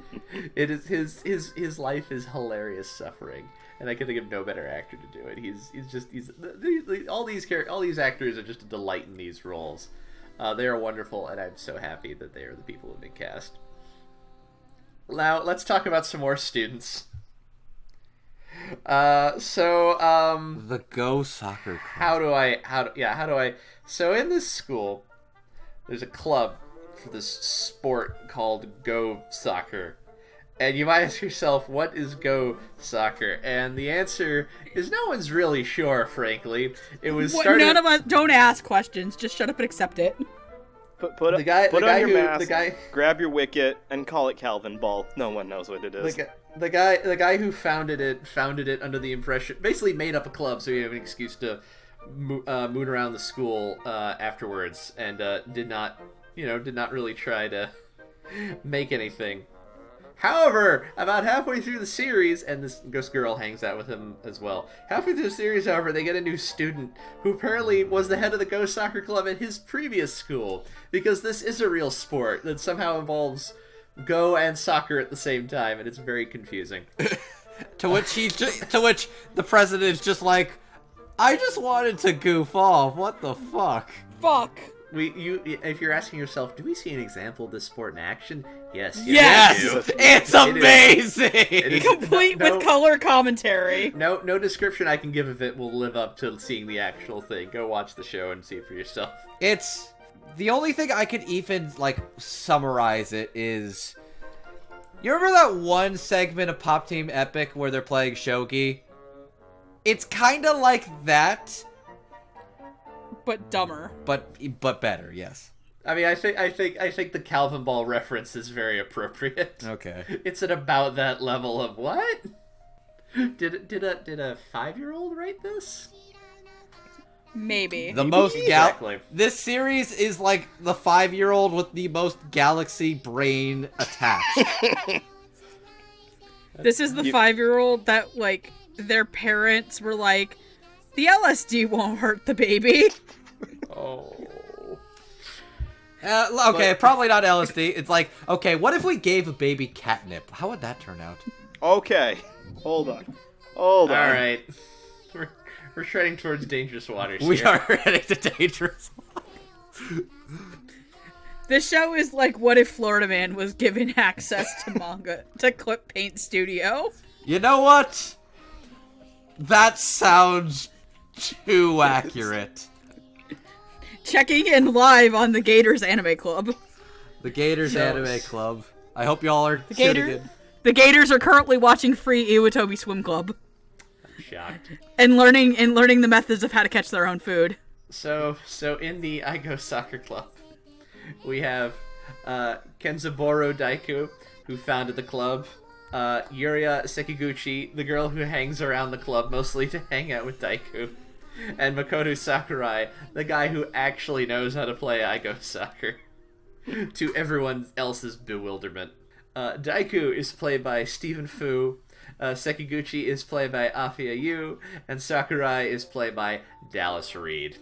Also note, Sakurai is in fact the younger brother of one of the teachers we're going to talk about later. Oh my god. But Megan, would you like to start us off? Yeah, I'm going to be really quick about Afia as Yuria. Yuria doesn't talk very much. Nope. She's adorable when she does, and I thought it was really cute how at the end she just really wanted to ask out Kenzaboru. Stephen Fu, I love Stephen Fu. Stephen Fu is one of my favorite underrated Funimation actors. I thought he was really funny, and especially when Sakurai shows up and is like, Oh, also, I really like when you find out that, like, Daiku is super fucking rich. Oh, God! This is the power of Daiku. Of the two group. And he just comes to school in a helicopter. He comes to school, he uses the Blackbird one day. Like, and I love that Steven never plays him as, like Sasahara, the snotty rich boy. He's just very nice guy. I think one of my favorite things in the ending is you can see the helicopter flying by. I think that's part of the joke. Oh yes, the endings of the show are so good. I think that's one of the jokes too. Is that like Sasahara is just kind of like a farm boy who acts like a super stuck-up rich kid, and Daiku is just like he's just this very humble average Joe who's fucking loaded and just comes to school with rich shit. And I fucking love his Steven's reaction noises, because a lot of the charm of Nichijou comes from all the open and closed mouth reactions, which is a skill that you don't really get to hear a lot of people talk about. But just fucking watching him and Dallas and the guy who plays the teacher do Go Soccer while the person is fucking commentating on it. And I wish I knew who was doing the commentary. Who is doing the commentary? I actually don't know. Whoever that was did a great sportscast, and he's just like, what the fuck? And then, oh man, Sakurai is my favorite type of Dallas read, which is like the kind of quieter Dallas that isn't screaming every one of his lines. But man, the scene where his sister finds his porno mag. Oh god, I love that scene. It's my club president! And it's really great because like Dallas is yelling and like at some point, I can just hear him slip into Asta. I'm like, there's Asta. I'm like, we've gone from Yamato no Kami to Asta. What's really funny is, or in Noah's case, we go from Taiyo to Asta. Because he is Taiyo in Stars Align. But I really like Dallas's connivingness also in his voice. Where he's trying to blackmail the teacher into being the club's advisor. And I've got the one thing that no man can resist. What is that? It's a picture of my sister in high school. Oh god. This kid is... That is some powerful. He's such a dickbag, and I love him. He's a genius, that's what he is. He is. It reminds me a lot of his performance of Satoshi in Hyoka. If you've never seen that, but it's like Satoshi and Hyoka if Satoshi was more of an asshole. More of an exploitive asshole than he kind of already is. I mean, he fests up to his shortcomings in Hyoka. Not so much here. Yeah, not so much here. Speaking of somebody who was on the Hyoka episode, I'm done. Noah, go ahead. I don't have a whole lot to add on these because I do love the idea that the mangaka came up with this idea of a sport that's just two disparate hobbies glued together. Go being a board game using black and white stones, and soccer being soccer. And the idea that you have these characters who are, I suppose, trying to figure out how to make a game out of it, and then they do, is just very amusing. Like, you don't see that very often. I can't think of any other anime where I saw them trying to combine shogi and baseball together and make shogi baseball or anything like that. So it's Shogi Ball. Shogi Ball is Shogi Ball. Shogi Ball is my new Led Zeppelin cover band. So for this idea of the entire characters as being kind of defined by that, because they don't really do too much outside of that, and also being wealthy as hell. But Steven, Afia, and Dallas do a good job on this. I was kind of listening for, like, were there any shortcomings I could think of on this? Like, do they undersell it? Do they make the characters more boring? But because the script gives them enough to work with, and, like, they bounce off of each other, and they do have good comedic timing. There's, like, little bits where Afia has to hold off on saying anything until just the right moment to make it absolutely funny with her deadpan, I actually don't care about this sport at all kind of mentality.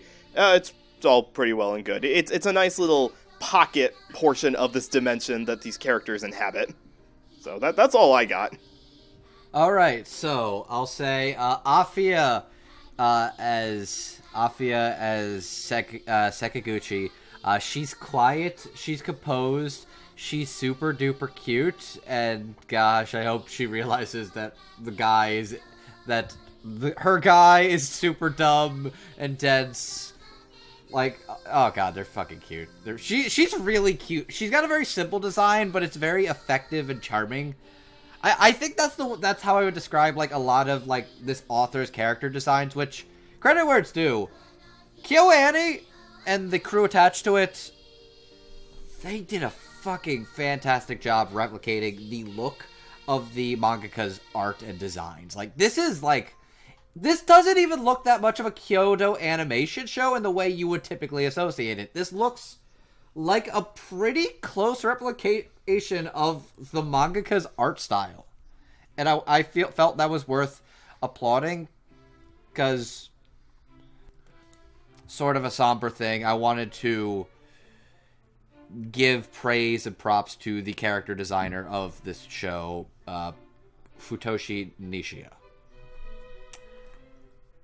Their work is phenomenal and spectacular and will always be remembered, and I wanted to give my respect to his work. May you rest in peace, sir. Amen. Amen. Mm-hmm. So yes, Afi is adorable. Stephen Fu is a good boy who is doing his best. He's rich, doing his best, and he's just like, I just wanted a club. That was cool. I don't get this. He's so befuddled by the fact that Go Soccer is real, and he's doing his best. Dallas Reed as Makoto Sakurai. He is he's kind of cool and snarky, but also kind of a dick. But I love the scene where his sister finds his porn, and he's losing it. Why won't you knock? Why won't you knock? And he tosses her out in the cutest way, where she just kind of hops a little. It's so cute.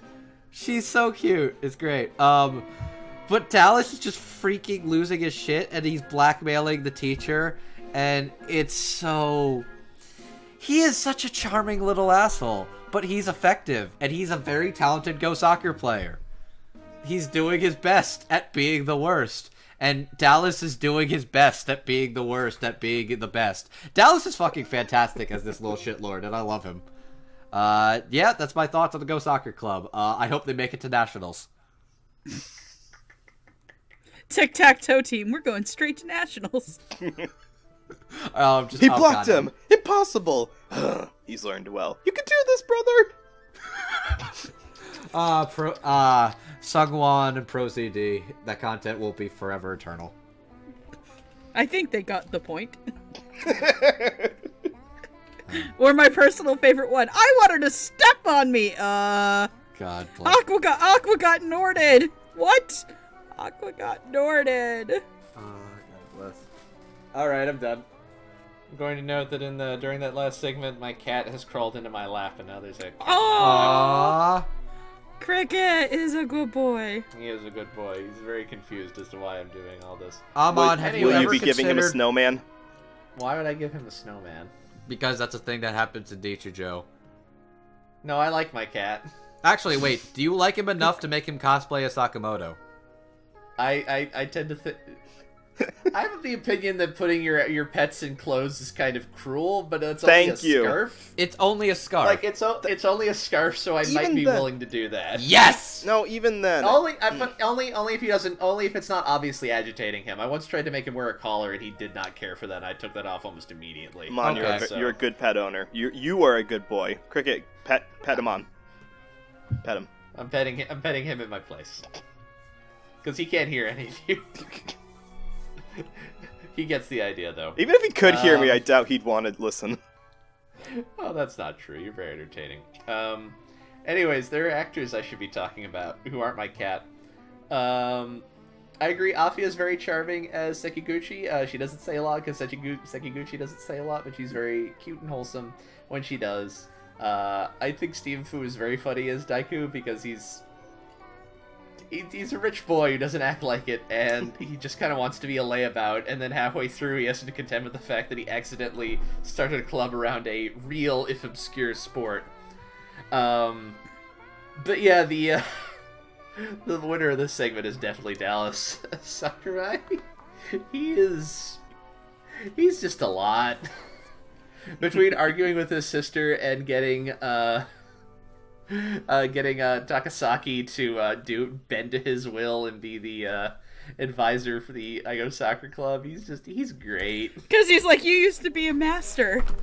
Exactly. It's like, you used to be good at it. You should be the club advisor. And he's like, I don't wanna. I gave that life up. There's basically a shonen sports anime in this bullshit sport that doesn't exist, that actually exists. Pretty much. And then he cannot give in to his baser instincts and would really like to see a picture of Izumi when she was in high school. To which I would like to credit the fact that that photograph was played by Lauren Landa.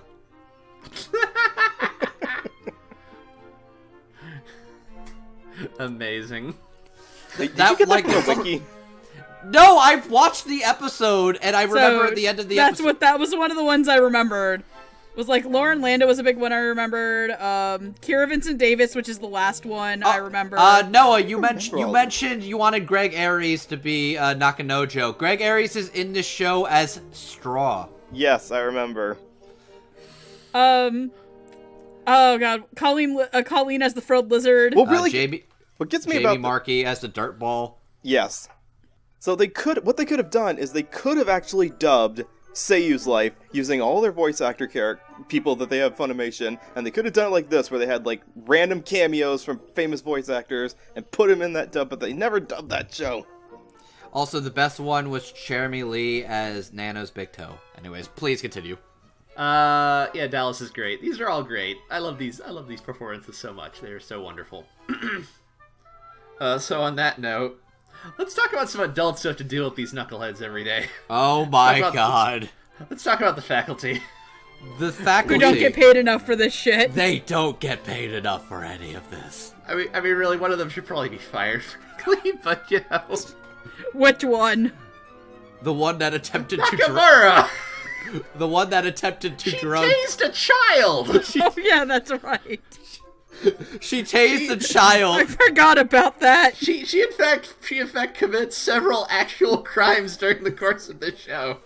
At some point, there's like 4 people that are stuck in holes. Dig it up, oh, dig it.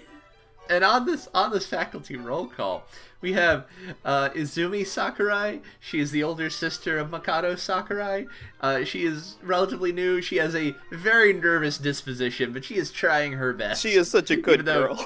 Even though she has an infinite supply of little sweat drops to pop off her head. Oh, I love her. You're doing amazing, sweetie. You're doing amazing, sweetheart.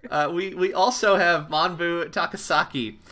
He's a young professional. He's trying to be a leader. He's trying to reach to them kids, and he also has an enormous crush on Izumi. He got the love bug bad. He is also very bad at hiding it, and I can't believe that Herbie isekai'd him.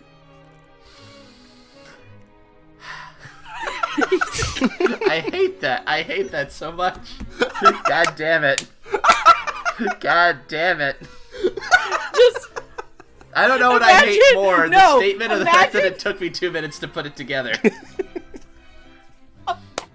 Please imagine a series that starts off by a man, like a live-action man in Japan, who gets hit by Herbie the Love Bug and sent into an animated comedy where he ends up marrying like a Disney princess. It would totally be something on Disney Plus. It really would. I'm trying to imagine the scene from like Zombieland Saga where, you know, Truck-kun comes in, but instead it's Herbie, it's the Love Bug. It's Herbie the Love Bug. Just take him out. 3 times, 3 different angles. Being driven by Lindsay Lohan. Aww. I like this headcanon that Herbie is just hired by the Japanese anime industry as an assassin to make isekais happen. You're welcome, Amon. Thank you. Next we have Kana Nakamura. She's a science teacher of some variety. She's a mad scientist on the side. At some point, Nano starts going to the school, and she figures out that Nano is a robot, and she wants to open up Nano to see how she works. Wait, Nano's a robot?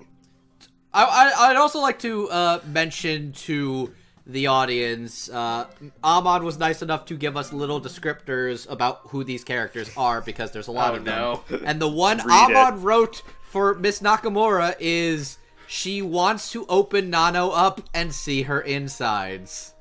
It's true. It's true, but I felt the world needed to see what was written. You're gonna get me in trouble one of these days. Oh, like we haven't already. That's fair. National security is just tuning in, like, wants to open up and see what's inside. We should look into this podcast a little closer. Hey, anyways, as she wants to see how Nano works, and as we mentioned, she commits several actual crimes in the process of trying to do this. Because she is crafty, but not that good at it, if that makes sense. Mm-hmm. We also have Principal Shinonome. He is the principal. He is balding. And there's a decent chance that if you know anything about Nichijou, it's that weird anime where that middle-aged principal wrestles a deer. Oh. And this is our deer wrestler. I think I saw that the first time I watched that scene. I knew I was stuck with anime for life. That's the one that converted you? I was brought back into the world thanks to Gurren Lagann, but I saw that scene and I realized there's nothing quite like anime out there. Was it the fight itself, or was it Yuko's complete ballistic reactions to the whole scene going down? The entirety of those 5 minutes was a magical encapsulation and perhaps one of the most perfect moments in anime history. It's true. And we also have Kusuke Aura. He is the vice principal of the school. I think he used to be the principal of the school, then had to step down at some point. I believe he did, yeah. Him and the principal get into a statue fight at one point. He has a rivalry with the principal, and occasionally he sees his grandson, who just confounds him every single time he comes to visit. His grandson is his grandson is very cute, but might possibly murder him in his sleep. We're not sure yet. Probably not on purpose, but you never know. Anyways, Izumi is played by Tabitha Ray. Manabu is played by Sean Gann. Kana is played by Lydia McKay. The principal is played by Francis Henry. And Kosuke is played by Charlie Campbell. Megan, if you do the honors. Okay. So, I'm gonna save Takasaki for last, actually. Do that. I'll start with Kosuke, who, if I'm right, you get a lot of segments with him outside of school with his daughter and his grandson, right? Yeah. Mm-hmm. Mm-hmm. Where he's just like, my wife's out of town and Nobody visited his blog. The view count hasn't gone up. Nobody visits his blog. He's just a sad, pathetic old man. Like this if you cry every time. He's the guy who posts those creepy photoshopped crying cats. But I really like Charlie Campbell playing him as this very, obvious loser who's trying to get back at Francis Henry's principal to, have some semblance in his life of a moral victory. Because God knows everything else in his life hates him. I really liked him. I thought he was really funny, but I've always genuinely liked when Charlie Campbell shows up and stuff. I love him as Gran Torino in My Hero, so... Francis Henry is a gentleman I'm not super familiar with. I thought he was great. I thought he was a sad, pathetic old man as well. The deer scene is fucking hilarious. But let's get into the real meat of this whole thing, which is Izumi and Sakurai Nakamura. Tabitha Ray is adorable as Sakurai. I wouldn't have... As somebody who also watched Fire Force this year, it's very hard to believe that Arrow and Sakurai are played by the same woman. It's like that post of let's start a chain of really uncomfortable, these are voiced by the same characters. Oh yeah. But you're never going to top Ash Ketchum and Manuela from Fire Emblem Three Houses. Oh god. There are some people who thought that was fake. I saw somebody was like, I kind of thought this was a pre-transition and post-transition post, and I was going to say congratulations. I don't know if Amon and Noah know anything about Fire Emblem Three Houses. Describe Manuela to me. Osmosis. Let me do it. Amon, Paint a picture. Amon, Uh-huh. Manuela is basically you got Mrs. Krabappel into my fantasy, into my Game of Thrones. Oh, I know who this is. Oh, Manuela. They are both Ash from Pokemon and Manuela are both played by Veronica Taylor. Hysterical. I love voice acting so fucking much. I love voice acting so much. My favorite thing is there's like a comic somebody drew of the male player avatar. And she's like, I'm disgusting, no one will love me. And he's just like, am I a fucking joke to you? And he's got like flowers. He's got flowers in a balloon. He's got flowers in a balloon. But the kicker is he's wearing a t-shirt that says, I heart MILFs. Yep. Oh, boy. Fun fact, that character is played by Zach Aguilar. And the girl version is Jeannie Torado. I'm very glad that I'm glad I don't indulge in these games, because just hearing the out of context posts is just way more funny. This would be nearly as fun if I knew anything. You need to follow incorrect Fire Emblem Three Houses quotes, because it's fucking great. That's how you'll learn about who these people are. I'm not sure I want to at this point. I'm happy. No, you need to. Ignorant. No, you need to. You need to know about my love, Ferdinand von Eiger. Okay. You need to understand my love of Ferdinand von Eiger, all of you. If you say so. Whatever makes you happy, Megan. Okay. He's such... I love One Sunshine Man and his stupid goth boyfriend. But speaking of sunshine people, Tabitha as Izumi. She is so cute, and she is so pathetic sometimes. Like, I feel sorry for her when she's got to deal with these fucking people, and the staff is just like, you need to be more assertive. She's like, okay!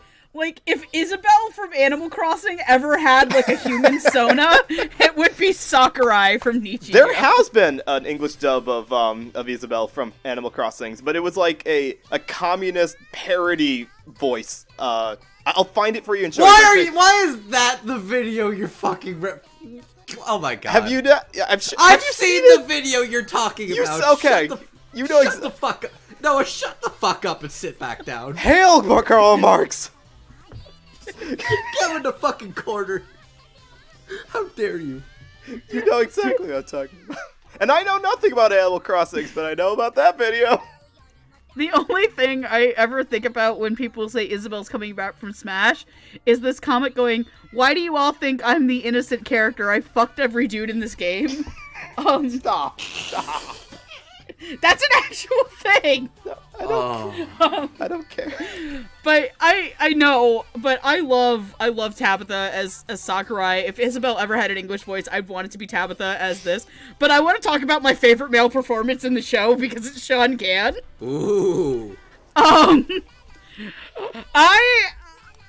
kind of didn't know Sean Gann very well until this year when he started playing Triumph the Insult Comic Dog in Astra Lost in Space. She's right. Is that the actual name? No, his name is Bigo, and Bigo, press B for Bigo! Bigo is family! But there's two other shows that, this is one of the other shows that I got to know Sean Gann on, and he, like, stole my heart with this performance. I will say, though, we are doing an episode on this show eventually when we can hold all the girls down. Sean Gann is also fucking phenomenal in Ensemble Stars. He's one of the best parts of that dub. But, I love him as Takasaki, who is the single other most pathetic man in this entire show. I love how he's like, you think he's the straight man for the longest time, and then you're just like, he's like, oh, bamboo shoots. Just bamboo shoots. And I love when he's walking around and he sees her outside of her work clothes. He's like, oh my god, this is her casual clothes. Casual clothes. And he has all these things.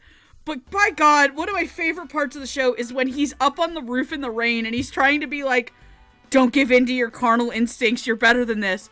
But you're a wolf and sometimes sacrifices have to be made. And he takes the picture, he's like, I'll do it! And then it's like a painted freeze frame. It's like, oh god. It went full. Sean is absolutely hysterical. And the fact of it is, like, he's an actor, like I said, I'm not super familiar with. I have not watched Radiant yet. And that's a show that he is a huge part of. So the fact that he impressed me so much leaves a really big impact on me. And I'm done, you can go ahead. Again, I don't like this order because I have to follow up with Megan's amazing observations, and I am like, I don't have anything that great. I feel very outclassed. I'm sorry, I talk too much. No, it's not the amount of talking, it's just the amazing jumps of logic, like, we're going to connect Animal Crossing, Fire Emblem, Astralos in space, and puppies in this discussion. I'm like, I did not come prepared to this 400 level dub talk class. Don't talk to me unless you're ready to play 4-dimensional chess, fucker. I still have to finish Blood Blockade Battlefront Season 2. So do I, actually. I think I had stopped at like episode 4 and just never finished it. I'm sorry, I like Season 1 better. It was... Fair. I mean, yeah, I don't feel like they could have gotten any better. Like, they basically resolved everything they could have in Season 1. We're talking about Nichijou. Okay, I don't have as... Go ahead. I don't have as many notes about all these characters because there's a lot of typecasting in these performances, which is okay because the bread and butter of this show is how different archetypes kind of just work off of each other. Izumi's Japanese voice actress was kind of a stereotypical Yamato Nadeshiko kind of voice, just very meek and very lovable and, oh god, I want to protect her kind of voice. And Tabitha translates that into English really well by being the very put-upon voice without being so meek that you don't want to root for her. Like, there's a certain level of pathetic in any voice that could make you not want to cheer for a person because you're just like, I don't want them to do well. I don't think that they can do well. And Tabitha is perfectly on that line of trying her best. And it's not just the sweat drops coming off. Like, that's not the entire point of her character, but god, her acting really makes you want to cheer for this girl to do better. She just wanted to be a good teacher. And I'm glad that none of the students are picking on her, because I would have to drop kick anyone who did. Manabu is also is a very fun comedic actor. Like, he's probably the funniest solo character in the show. Like, a lot of the other characters are funny because they work off of other characters, but this guy is just funny on his own because he is so caught up in his own ennui of brokenness and wanting to date the teacher. And I can relate to that. Like, I think every one of us guys who's ever had a crush on a girl who we didn't feel we were good enough for could absolutely feel this guy's pain. And Sean does a good job of tapping into that as well. It's funny, it's likable, and the poor guy, the poor schmuck. Just absolutely. Let's see. The principal and the vice principal, I don't have as much to say about. Me and Francis and Charlie do a good job.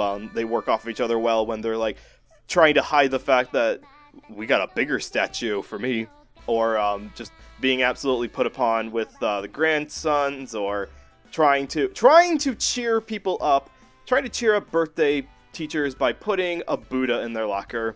I don't know what exactly that was supposed to mean, but it was amusing. So those two are perfectly fine. But my favorite of this whole group is actually Lydia, just because... Oh, I fucking totally forgot to talk about her. Holy shit. She's quite a character, isn't she? Yes! I don't... See, I was trying to figure out, like what is this trying to... Okay, obviously, there's no deeper meaning to some of these characters. Like, some of them are... The mangaka thought, this would be fun, and wrote them into the story. And certainly they are. And I do want Lydia to know that I have no ill will towards her acting and all this, because she was given a character who I don't think anyone really likes. They're amused by her, but they don't like her as a person. She's like the meanest-spirited character in the series. She is, and the fact that she does not realize that makes it even worse. Like, sometimes I can get behind malicious characters who have higher ambitions. This one is just an asshole. Just a curious science asshole who wants to dissect robots and does not take very good care of their cats. That being said, Lydia's portrayal of it is, once again going back to Japanese archetypes, the original Kana's voice role was this very kind of nasally, nerdy teacher voice, or older woman voice that is also kind of deadpan. It's like a little bit deadpan to the world. And Lydia gives her a little more dynamicism just from the sake of being Lydia. Like, I don't think Lydia can be monotone. She's just that talented. So with all these translations going on, if they were going to mess up any of the adult characters or any of the teacher characters, no, I don't think they did. I think they translated these all pretty well. Noah, I'm sorry to interrupt you, but I'm sending our group chat for this episode memes for the Fire Emblem 3 Houses one, and I have to read this one. Me to my 3-year-old. Now, sweetheart, I know Chase from the police pup from Paw Patrol seems nice, but he is what we call a class traitor. He is. What the?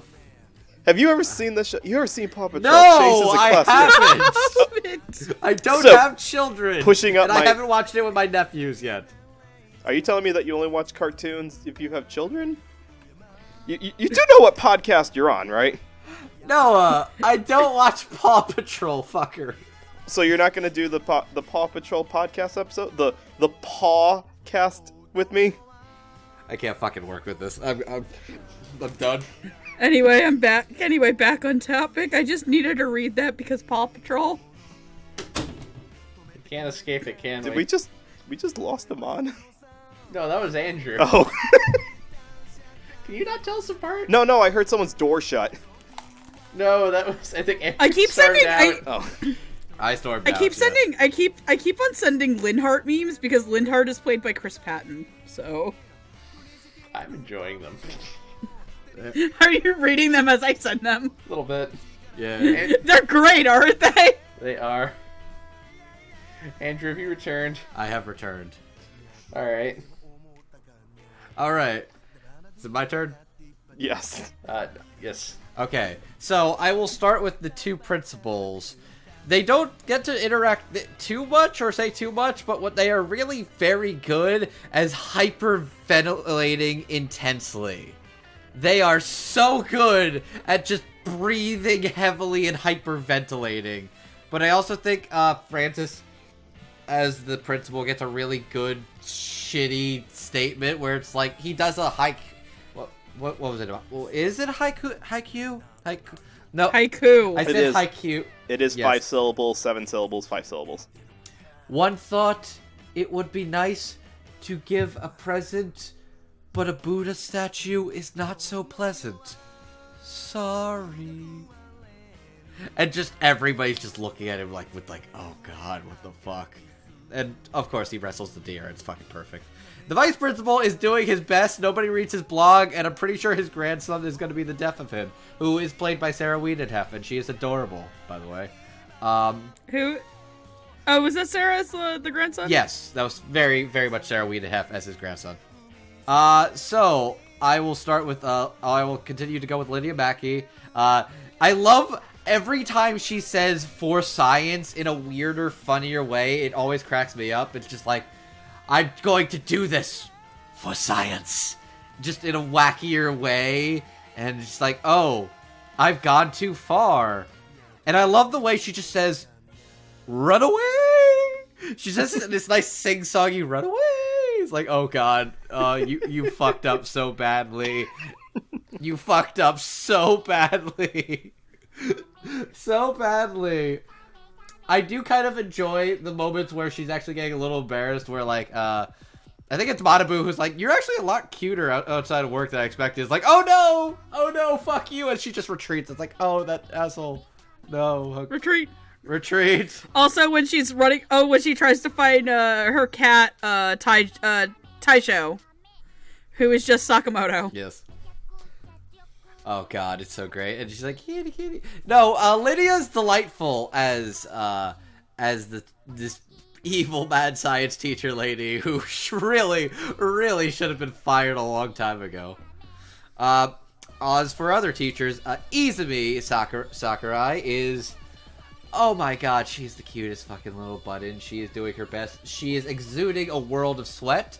Tabitha is delightful. Tabitha's really funny when you put her in a good comedy. She's in Dagashi Kashi and Hinamatsuri, where she is hysterical in both Dagashi Kashi and Hinamatsuri. And here she is just playing a character who is doing the best she can, and it's just pure. You're right, she would be a perfect voice for Isabelle in Animal Crossing. But she's not a fucking communist. Nor is she banging everybody in your town. She is a good little secretary pup who I want to give good head pats to. And I would give this girl good head pats to. And she's great. I would not think lewd thoughts of her. But I know who would think lewd thoughts of her would be Manabu Takasaki. Manabu wants to give her good pats too, if you know what I mean. Manabu is like the most relatably horny guy in this, who just thinks about her in casual clothing, and he thinks of her like with like a sort of open button shirt and nothing else on underneath, and he's just like, yeah, that's so good. And like, oh, fucking big mood right there. And then he thinks of her in, like, a Chinese dress. It's like, yeah, that's great. Fuck, what am I doing? And, like, okay. My favorite character in the show who doesn't talk, who I have used this gif ad nauseum, is of the dog Buddy. Yes. The dog Buddy, who every time, like, somebody is suffering or in pain, and by somebody I mean Yuko and sometimes Mio, where they are just in pain, runs all the way from across the world, sometimes with his son, to put his paw on them and sympathize with them. Sympathy pup dot emoji. Sympathy pup, empathy doggo, whatever it does, Buddy sympathizes. So I would go up to him as he is struggling with these horny thoughts of this cute teacher. I would put my paw on his shoulder and be like, I feel you, buddy. I feel you. Sean Gann is fucking hysterical. There is some fantastic delivery that he is just screaming and freaking out and flipping his shit, and he is killing it, and he is chewing it. Tabitha sounds like she is just always sweating and freaking the fuck out. I want these two to hook up because they'd be adorable and it'd be great. And oh my god, Tabitha and Sean are so goddamn funny. Put them in more things. Okay, I'm done.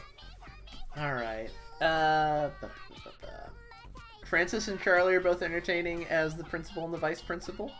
They're good. They're good weird old men. Now I'm of the impression that Nichijou should be a part of Momo's permanent collection, and of course the representative example should just be the deer wrestling scene on a loop. And I know Francis he doesn't say much, but he does sell the pain of fighting a deer, which I appreciate. I find Lydia deeply. I have a fondness for mad scientists, even when they're just objectively terrible people. And Lydia's just a fine example of that. She's just curious, and she's willing to, taser a student by accident once in a while, and then just kind of flee before she can get in trouble. Run away! It's Lydia's very good. I know it's not technically voice acting on her part, but I do always appreciate the pause you see as Nakamura is just absorbing what heinous crime she's absorbing committed. What she does and either flees or makes it even worse. That's true. Just his mohawk's just right there. She just takes some electric clippers and just shaves it right off. She couldn't stop herself. Good lord. She had to do it for science. She's like Fred from Courage the Cowardly Dog, where she just takes the fucking razor and all you hear is la la la la la la. Not the Fred I thought you were going to reference. Never the Fred you think she's gonna reference. Miss Nakamura, you were being so very naughty. Oh boy. That's a deep cut right there. Almost as deep as the ending of Kumamiko. Okay, that's a joke from later today. That one requires context we don't have time for. Anyways, But the standouts in this group are Tabitha and Sean. Izumi, she's just doing her best. She wants to do a good job. That's why she's so nervous all the time. She doesn't want to fuck up. Kids' She wants lives to make on a the line. positive impact on these kids. Exactly. She wants to be a good teacher to the students. And she's just doing her best, dang it. And she's such a sweetheart the entire time. It's quite touching. It's not. She wants... It's not easy to go up to a guy with a tray and a glass of wine just walking down the hallway and telling him maybe that's not a good idea. And then she just wants to know what the frilly scarf he's wearing is. And he's just like, ha ha, what a question. But you didn't answer me. Like I said, no one's malicious to her. Like, everyone's pretty nice to her, which is good. Because she doesn't deserve any of their shit. The writers instinctively understand that if they had characters be mean to Izumi, we would not like them, and that would spoil the comedy. And we have Sean as Takasaki. What a huge dork. Just a... He also wants to be a good professor, but he is also just... What a dork. Boy, oh boy. I can't save this student's life. Why is she interacting with that student? That's inappropriate contact. Oh, they're siblings. Let's go. I am a teacher after all. He has an opinion of himself, let's say. And Sean just sells it so very well at how serious he wants to be and how serious he is not in reality. It's pretty great. Bravo. Thank you. Just wonderful performances. Mm-hmm. I'm gonna say that a lot this time around. It's at some point my ability to sing the praise of this dub kind of leaves actual language and just kind of becomes a feeling of joy that I hope I can express to you. If you could express like positive noises with a bunch of supportive emojis or something like that, you would. Something along those lines. Maybe it'd just be a really good Brian Eno instrumental. I don't know. Anyways, I like science. Now, science. Science. We're on to one of our two main groups of characters, kids. We're going to take a little field trip down to Shinonome Labs. Yay! Shinonome Labs is a small house out in the suburbs of whatever town this show takes place in. It has 3 occupants. It has Akase Shinonome. She is a small child. She is a genius, and but she's like 5. I think she's 8 or something. Oh, I thought she was much younger. She just acts like it. Do you think she's 8 because I said she was 8 earlier? Because I don't know how old she is. I feel like she is 8. Yeah, I believe somebody said she was 8. Let's consult the wiki. It says she has above average intellect but behaves like a spoiled 8-year-old child. Okay, so which sounds about right. Case in point, she is a genius, and you can tell that because she made a fully functional fucking robot, Nano Shinamone, who I feel like she made in part because it's easier to get someone who appears to be a teenager to go buy all your snacks. which, you know what? That's the long con right there. Is it a con if there's no con involved? I don't know. She just wants to eat candy, that's all. And in addition to these two, we have Sakamoto, who used to be Nakamura's cat, but then he escaped one day because she's a bad pet owner. And he wandered into their yard, and Hakase gave him a scarf that lets him speak English. And he regretted that decision ever since. Oh, he regretted it so much. Sakamoto, you poor bastard. Hakase is played by Jade Saxton, Nano is played by Monica Rial, and Sakamoto is played by Anthony Bowling. Megan, if you would. So I want to start with Hakase, who's played by Jade. I'd also like to point out that according to the Nichijou fandom wiki, that Hakase wants to win the Akutagawa Award, which is a Japanese literary award, and anytime I just get to say the name Akutagawa, I have a fun day. Fun fact for anybody who doesn't know who the real Ryunosuke Akutagawa is, he is the gentleman that wrote the basis for the he wrote these 2 stories that Akira Kurosawa would go ahead and take and combine to make the very famous film, Rashomon. Hence why, if you watch Bungo Stray Dogs, that's why his power is called Rashomon. I learned something today, thank you. Subscribe. I wrote an entire article on that. I love Jade as Hakase. I love the fact that she sounds like an actual little child. And that she gets Hakase's little bratty idiosyncrasies down, like, where she's just like, I don't wanna go to bed. I want chocolate. I don't wanna eat my green peppers. And I think that she plays off... I love that she sounds so much visibly, like, so much audibly younger than Monica as Nano, because Nano is Monica's voice, but it's not her, like, cutesy little kid voice. It's more like, it's a little itty-bitty bit of older Monica because she needs to sound older than Hakase, but she doesn't need to sound as old as maybe Sakurai or, Mio's sister, Yoshino. And I really, really like that, and I love Jay's energy, and one of my favorite moments in the whole show is where, she ties a rope to Sakamoto and they go outside. And they get surrounded by, Mai's 2 dogs. Who are the weirdest fucking dogs, by the way. Dogs in the world. I thought my dogs were weird, but, like, and she's just like, they're gonna bite us! And she's, like, freaking out, and she's like, Sakamoto, what do we do? And Sakamoto's like, I don't fucking know! You got us into this mess! Get us out of it! Get us out!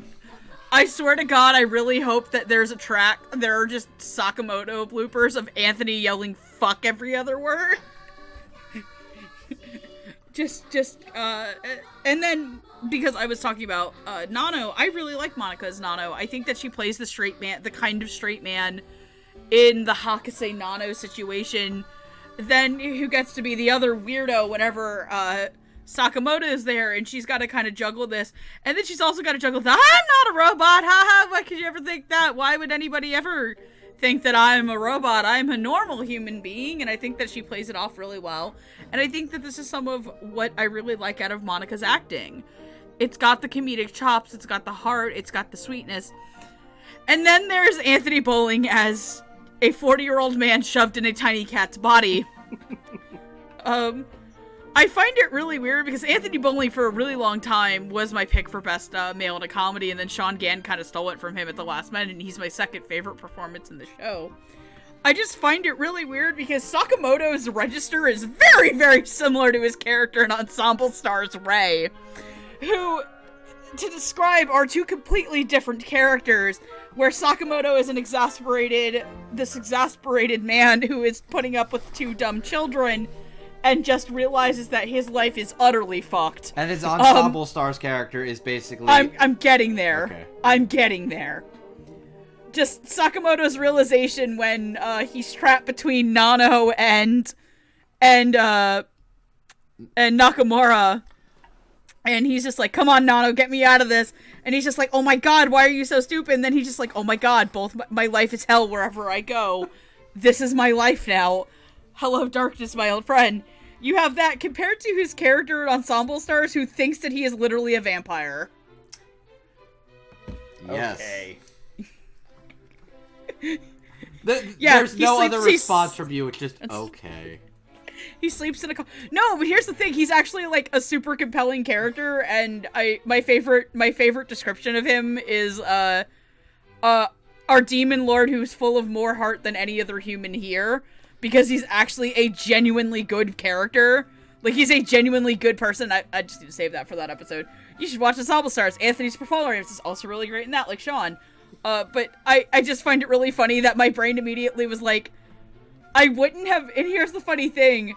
Was when our friend Got watched Ensemble Stars, he was the one to tell me that was Anthony Bowling, because Got's exact reaction was, Oh, that's just Sakamoto's voice. I love it, though. I love Sakamoto's just... God, Sakamoto yells at them like he is their father. Well, technically... And I love he it. is basically the only adult in the room. Sakamoto is played with big DILF energy. No! Megan, no! Yes. He's a good... I wouldn't even say DILF. It's more like... Big dad energy. Sure. Yes. He's like a character Ed Asner would play in the 70s. Sakamoto acts like he would... Sakamoto acts like he is a 1950s sitcom dad with a giant newspaper and a pipe who's ready to instill morals to his son at the end of every 23 minutes. Now I just want to go back and redub all of Sakamoto's dialogue with the character from Up. Just punch that in there. Go find me the bird. This is very interesting. That would work! It would. That would work! It would. I'm done. Noah can go ahead. There's so many references tonight. Yes, the fun thing about voice acting is that people play other roles, and then those roles all blend together in our brains. For instance, Jade Saxton and Monica Rial, they were the lead characters in a little indie project that you may have heard of before called Michiko and Hachin as the lead characters in that Never. show. Oh God. And this is not the reunion of Michiko and Hachin I was expecting. Because they're highly different kind of characters in this show. But I'm glad they're here because Jade plays little kids very well. She's always lovably adorable. And in this case here, she gets to play a character who's a little more of a shit gremlin than some of her other characters. But it's so unmalicious that I can't hate it too much. Like there's little bits where Hakase is just like avoiding eye contact because she's trying to hide the fact that yes, she did eat the snacks today, and that's why she's not hungry for dinner. Or she knows full well that she could take the key off of Nano's back and put her out of her misery, but she won't do that because that key is cute, and that just makes us love Nano all the more. So Jade's total cutesy perfection of this with very full syllables is really fun to listen to. And if I didn't know that Jade was a full-grown woman, I would have sworn that they'd gotten an actual 8-year-old into the recording booth. They actually went out and found a local Texas girl and said, "Hey, you want to be in a cartoon?" and put her in the show. Can't say the same for Monica's Nano because, like you were saying, Megan, she's got to sound more like a teenage voice. And it's refreshing to hear Monica. Like, you can tell it's Monica. Like, you can tell from the way she speaks that it's Monica. But it is refreshing to hear her do a voice that's not her usual cutesy voice. It's not her stalking voice. And she does a really good job. She gets to be really heartbroken in a lot of scenes. Like, she wants to be a normal girl. She wants to hide the fact that there's a USB drive in her toe. And she wants to just go to school like a normal girl. And when she gets to, like, at the midpoint of the season, where she's just absolutely geeking out over her uniform, or the fact that she gets to go to school and have friends again. It's so cute! It is the most adorable thing ever, and that is why she is by far my favorite character in the show. Like, she's the only one with development and an arc and sympathy, and even though she's not the funniest of all the characters, she is the one that I just absolutely... I want to buy a Nano robot and take Nano to me is the heart of the show. Oh, definitely. Mm-hmm. There's no doubt about that. And I don't have as much to say about Anthony Bowling as Sakamoto, but I can say that he takes a little bit of a different turn compared to the Japanese. The Japanese sounded much older. They did give him sort of a middle-aged businessman voice to him, which was supposed to be funny because it contrasted with his, he's a cat, and he likes to bat at the stick that they put in front of him, or I'm playing with my tail, this is so much fun.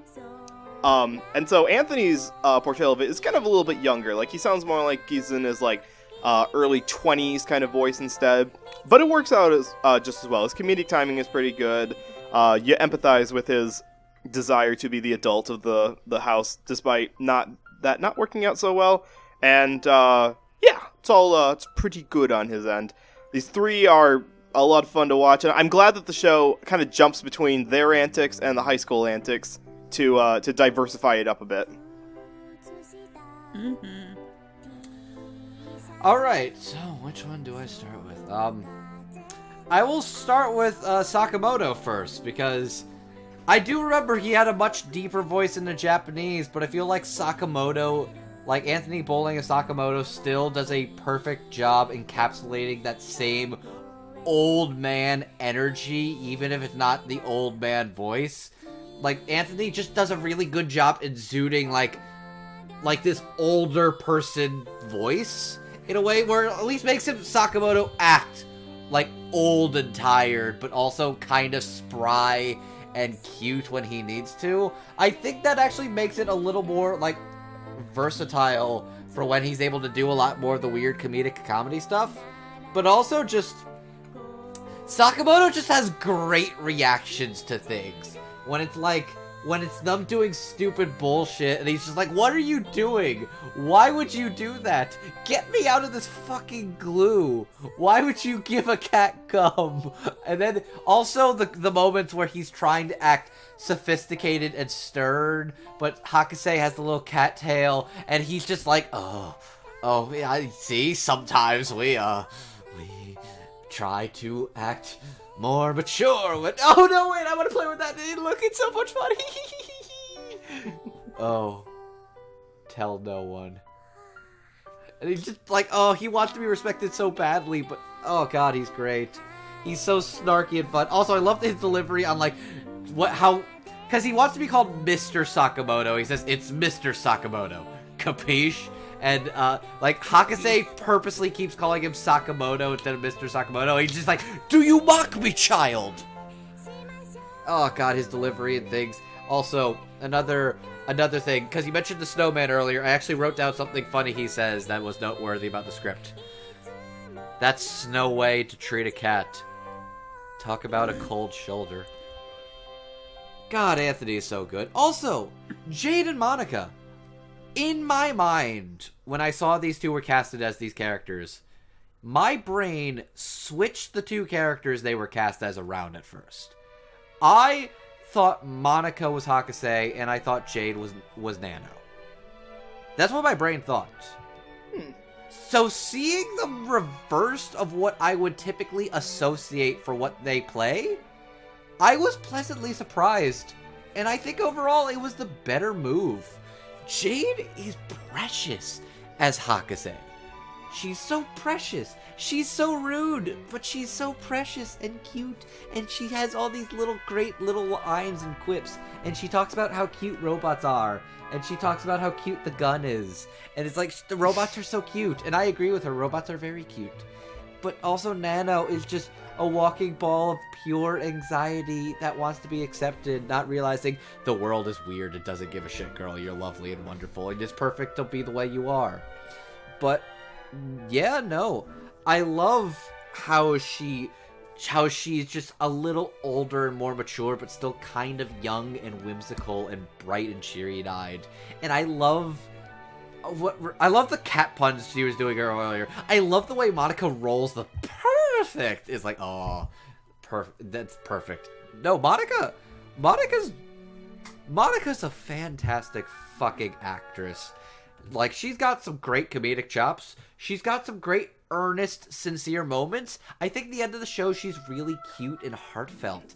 And I love Nano. She is the heart of the show. She's adorable. And she's doing her best. I hate KyoAni so much because this whole show was just comedy. And at the very end, they had to put that stinger of a sentimental happy ending with the cake and the I'm happy with my life as it is. And it was like, stop doing this. Stop it. I love her so much. But no, Monica Rial is fan-fucking-tastic, and honestly, this is, like, of recent Monicas in recent years, I'd probably say this is, like, one of my favorite comedic Monicas I've heard in a long time, and she's fantastic.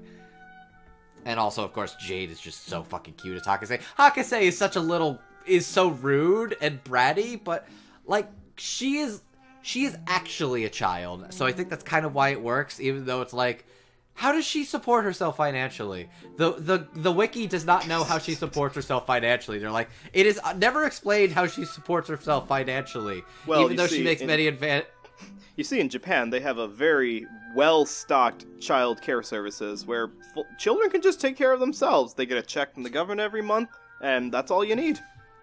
I mean, pretty much half of the high schoolers in anime are just taking care of themselves while their parents are abroad. Anyways, I don't know where I'm going with this. These two are great. Amon. Where do I start? Don't you have a cat on your lap? He left a while ago. Oh. My cat's very big, so if I shift around too much, he tends to just leave. He fills up my entire lap. He is not a small boy. He a chunky boy. Would you say he's very big? Would you say he's a perfect boy? Yes. Yes, I would. When they announced they were doing the dub of this show, and time came for preview clips, I think, if memory serves, I don't remember what scene it was, but one of the first things they showed was a scene between Jade and Monica. I remember the exact scene it was. It's where they first find Kitty Sakamoto, and he doesn't talk yet, and they're just petting him, and they're talking about, he's so fluffy! This part's the fluffiest. Wait, this part's fluffier. This part's the fluffy part. That's right. There was a reason for that. They knew, like, it's Nichijou. No one ever thought it was going to be dubbed. We have to put our strongest foot forward if we want to make this work. And Jade and Monica are so perfectly cast as these characters. It borderline swings into, like, I don't think of there being actors behind these characters. They're just the characters acting and doing stuff. I cannot think of anybody who would have been better in these roles. Jade is so, like, I agree, Jade sounds like an actual child in a way that I feel like you don't ever see in anime, but I think it's usually more common. It's more common for, like, young boys. You know, you'll have Alison Victorian playing, like, a small child somewhere, and, like, oh yeah, it sounds like a I've heard boy. Jade play young characters, but it sounds young in a way that I can believe this is a real child. Right, there's not a groundedness to the performance, but it sounds authentic. Yeah. It sounds like an actual child, not like, you know, an adult doing a good job playing a child. There's no like that sense of artifice you might get there just doesn't exist, which I'm deeply impressed by, especially because she can be so funny. Because robots are cute. She's great. And Monica's great for similar reasons. Just she captures Nano's baseline endless anxiety so well at just existence. And how she is at the mercy of this 8-year-old who won't do what she says and has a giant key sticking out of her back. And she got stuck on a roof once. She did. Oh, yeah. She just wandering around, trying to figure out how she's gonna get off this roof. Speaking of which, do you think that kid ever found his way off the roof? I don't think he did. It is not for us to wonder why, it's for us to laugh at the jokes. Yeah, Monica's just great, especially in the second half of the show where she starts going to school and she has, like, a whole new set of characters to interact with. Like, she is a delight the entire time. Absolutely perfect, bravo. Yeah, there was a lot to love about that second half of the show. It's good. Noah, you would probably appreciate this. Nano not going to school for much of the story is an invention of the anime. In the manga, she's at the school from the beginning. Yeah, I think you're the Really? one who mentioned that Yes. to me. That they wanted to prolong that element of it until the second half to really stretch the show out. Yeah. Really? Yes. I never knew that. What the fuck? Well, you should be picking up the manga now, shouldn't you, Andrew? I own them. I own the first 3 volumes I bought really cheap at a con, and I just haven't read them. I have to now, shit. Anyways, but now I want to talk about my favorite performance in this segment. I love Sakamoto so goddamn much. I have a fondness for characters who are clearly just frustrated by the idiots they have to deal with. Sometimes from my own experience, and sometimes just it's like, yeah, they are morons. I'm sorry you have to deal with them. And he is so discovered last year that I really like it when Anthony Bowling plays like endlessly frustrated animal and or mascot characters. See also Robbie Hachi. And he may take that to its perfection in Sakamoto. He is so good at just being... He wants to be so serious, but he's still a cat. He can't do much. He gets easily distracted by toys and shiny things. It's not going to work. Also, he has my favorite single line in this entire show, which is, Miles Davis is spinning in his grave! Yeah! That is a joke Wow. tailor-made for you. This is a show tailor-made for me. It's really embarrassing. I forget if that was the line in the original. It is. No, I know this because that is a direct adaptation of a Nichijou's not a 4-koma, but it does have a 4-koma pseudo spin-off, which is what Helvetica Standard is. Mm-hmm. And that is a Helvetica Standard strip. It's that exact thing. Nano and Hakase are playing trumpets, and they're very bad, and Sakamoto berates them by noting Miles Davis is rolling in his grave. Also, because there's no real way to properly segment this, here's a fun fact for you. Sakamoto before the collar is voiced by Macy Ann Johnson. Oh, there we go. Who's also the voice of one of the... I forget which cat. She is in Roommate Cat. She's one of the cats. Neat. Oh, no, she's not. No, she's not. I'm mixing her up with Kimberly Grace. Okay. There she is. I was like, I've seen her in another show before. We talked about her in No Guns Life. Yes. Yes. Now I remember. Alright, sorry about that. No worries. Anthony Bowling is wonderful here. He is so good. I'm so happy. These casting choices are all perfect, and they're just the best. And on that note, let's go to our final set of characters. The three you've all been waiting for. Oh my god. Things we think are freaking cool! Cool. Getting to the end of this episode. Yeah! Exactly. We have the knuckleheads at the center of this piece. Yuko Ayo, energetic, spunky, kinda dumb. Kinda dumb. Migo Naganohara, a little more serious, great artistic talents, huge BL fan, has a monstrous crush on Sasahara to the point where he is the star of most of the BL doujinshi she makes. Oh god. To her occasional regret. And Mio Minakami, quiet, bewildering, nonsensical. I think you It's said you Mai, meant isn't to say it? Mai. You said Mio. Thank you. My Minakami. What kind of moron put Quiet. two characters with an M in their name right next to each other? I did. So I did could've the organized this so list did the differently. author. No, it was so the- did it the wasn't author. your fault. I could have organized this list differently. No, I just didn't. No, blame this on the author. This is right out there with having two characters in Clan Ed, one of them named Tomoya and one named Tomoyo. You just don't do that. Fuck! I forgot about that. Who You're right. does that? Sadist. That's who. What's their name? Whoever makes all those light novels I never played. Anyways, Jen Maeda. yeah, Jun Maeda. Jun Maeda. Mei Minakami, quiet, bewildering, eccentric, has weird dogs. Oh, her doggos are so Really weird. weird dogs. They're dogs. so weird. They are in retrospect the only dogs Mai could have when you get down to it. You're right. Actually, hold up. The wiki has names for these dogs. I need to look them up. Hang on. Because of course Oguri Cap and Pion. sounds very fitting. Indeed. Yuko is played by Morgan Garrett, Mio is played by Leah Clark, and Mai is played by Brittany Lauda. Megan. Oh, God. Megan. Home stretch.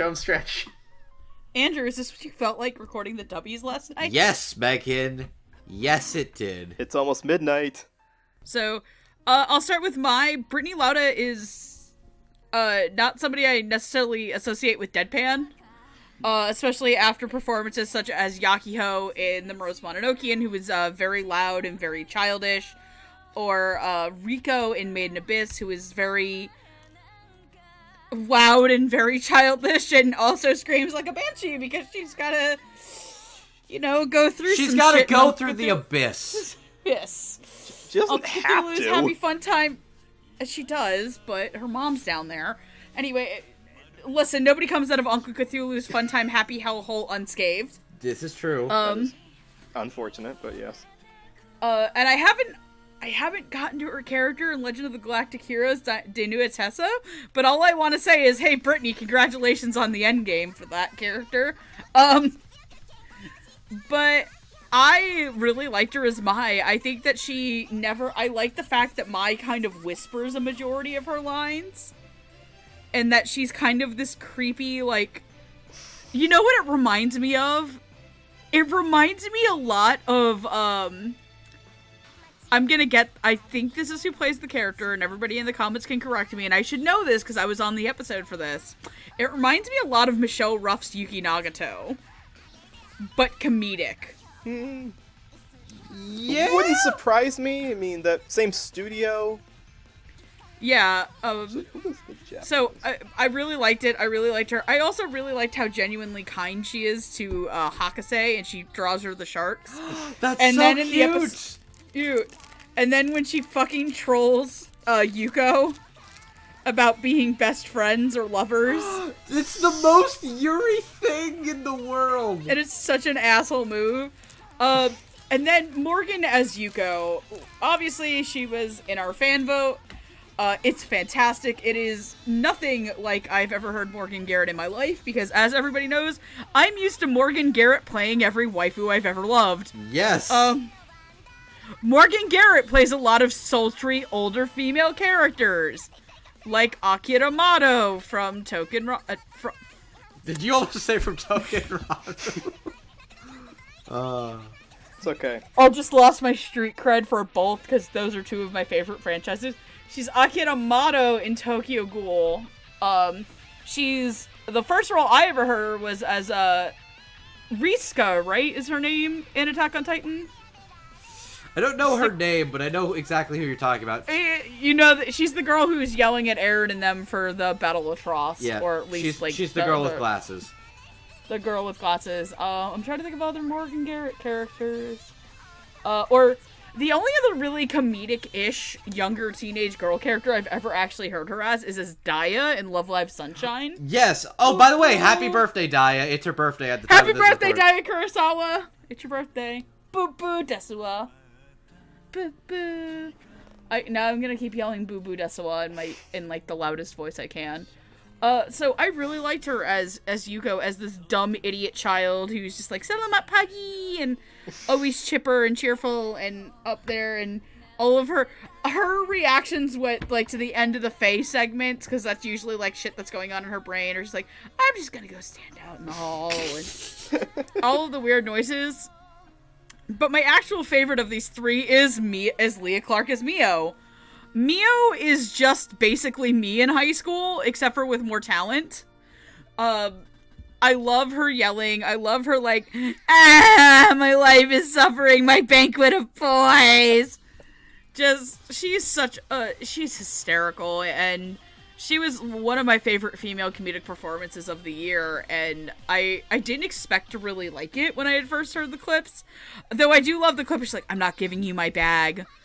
And the more I watched the show, the more I was laughing harder and harder at her performance, so hats off to Leah Clark. May I take the Buddha statue from you now? You may take the Buddha statue, just don't cremate it. It's okay, it'll come back. It'll just reincarnate. Fuck.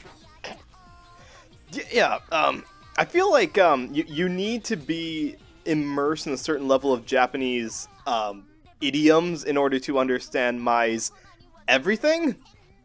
And that's why I'm glad that we kind of that I was not able to watch this show when it first came out, because back when the show came out in 2011, whenever it was for streaming, I would not have gotten a good chunk of this. It would have just kind of flown over my head. And now that I had no idea what the staircase scene was when I first watched it. Yeah, that's everything too. No one in America understood that joke. The entire Well, I mean, they liked it. They liked the little spurts of it. Lots of little clips of Nichijou were uploaded to YouTube when that show came out.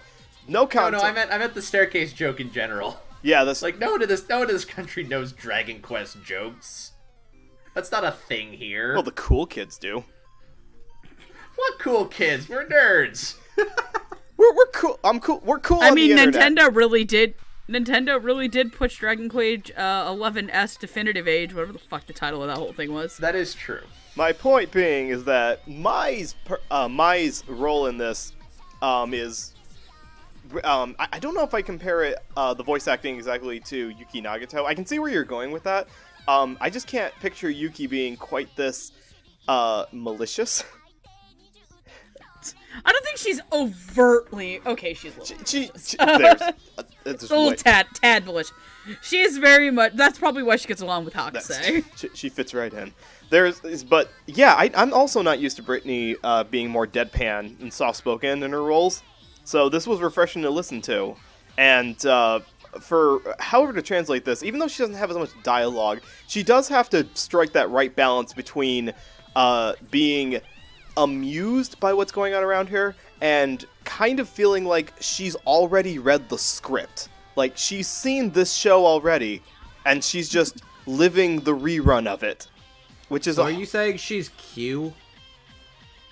Holy crap. Yes, I am. That's exactly what I'm saying. Thank you for that. Oh my god. That's it. We're out of references for the night. But yeah, Brittany is good in this. And I don't think she would have been as great by herself. Like, she needs the more spastic characters to work off of. So, yeah, I'm glad that Brittany got to do a bit of a more deadpan voice. Moving on to Mio, who, she's an interesting... I'm not quite sure how to feel about Mio, because she's the most normal of the trio, and... since she's but she gets to be more spastic in scenes where she's like, yeah, if you push the fire alarm button, nothing actually happens, and then she pushes it, and then she's just like, well, everyone's filing out. So I get the feeling that the mangaka envisioned her as like an embodiment of the average girl. Like, she's supposed to be more of like the every girl. With all the anxieties and all the fears that go with it. And I've said before, Leah can do anything. Like, I've heard her in every type of voice before, every type of performance, and with this one, she gets to be a very average high school girl with a lot of anxieties and a lot of weird siblings, a lot of weird friends, and she just wants to draw. She just wants to draw her banquet of boys, and there's nothing wrong with that.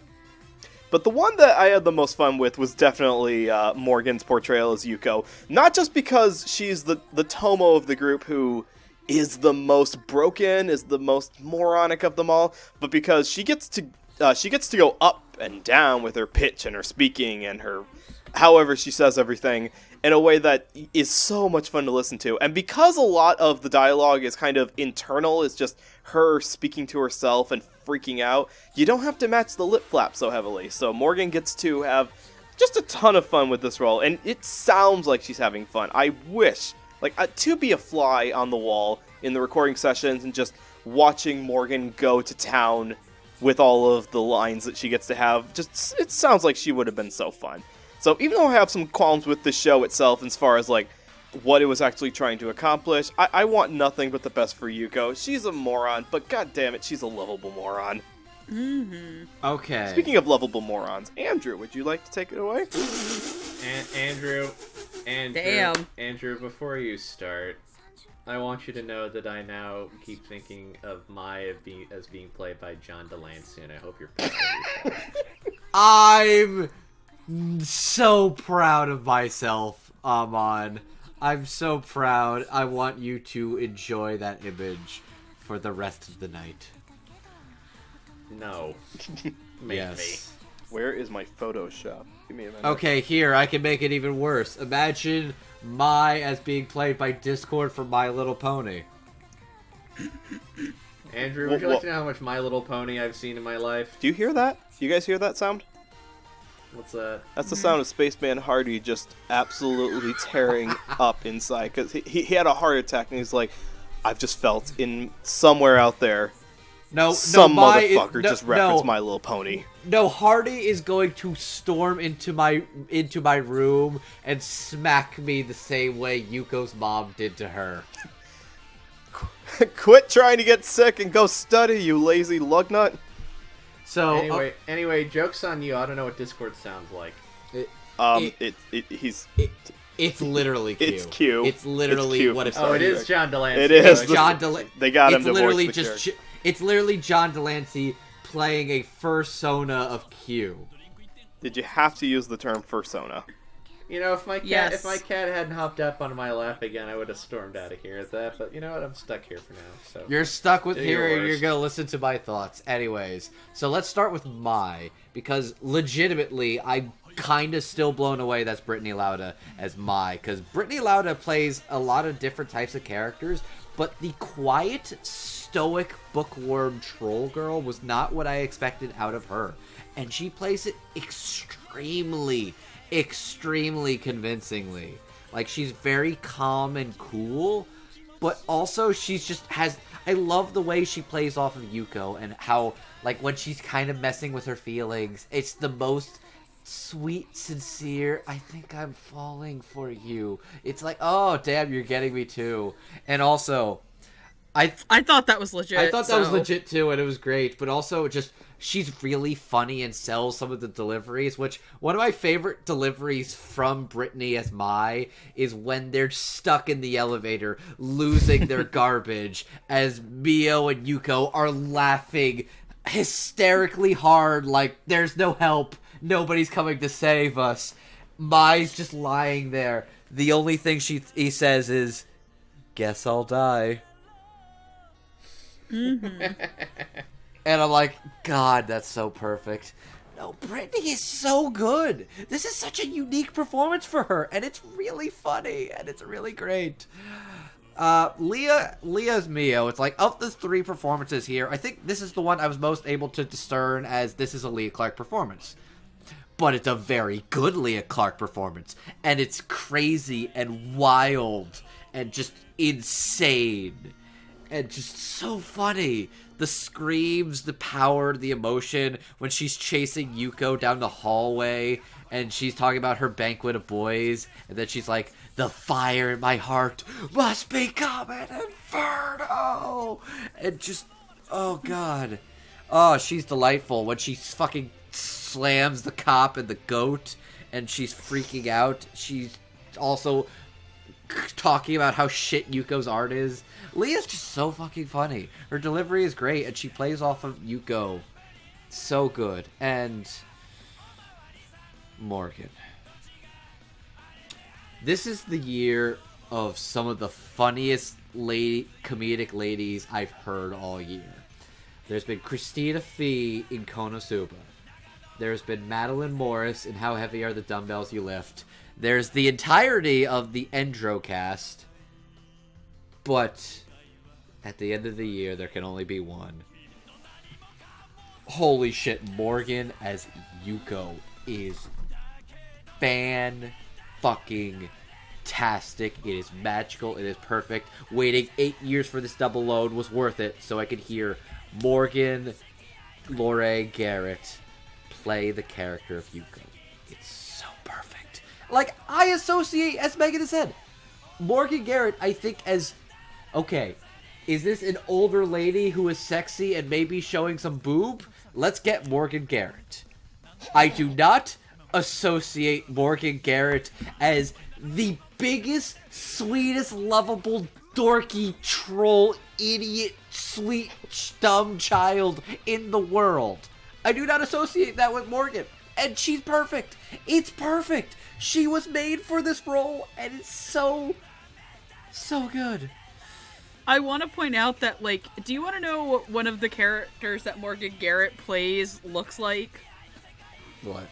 Like, I want everyone to know that Morgan Garrett's character in Empire of Corpses is quite literally introduced by jumping out of a carriage and flamethrowing down a thing of zombies, and her boobs look like two torpedoes that are just flopping around on her chest.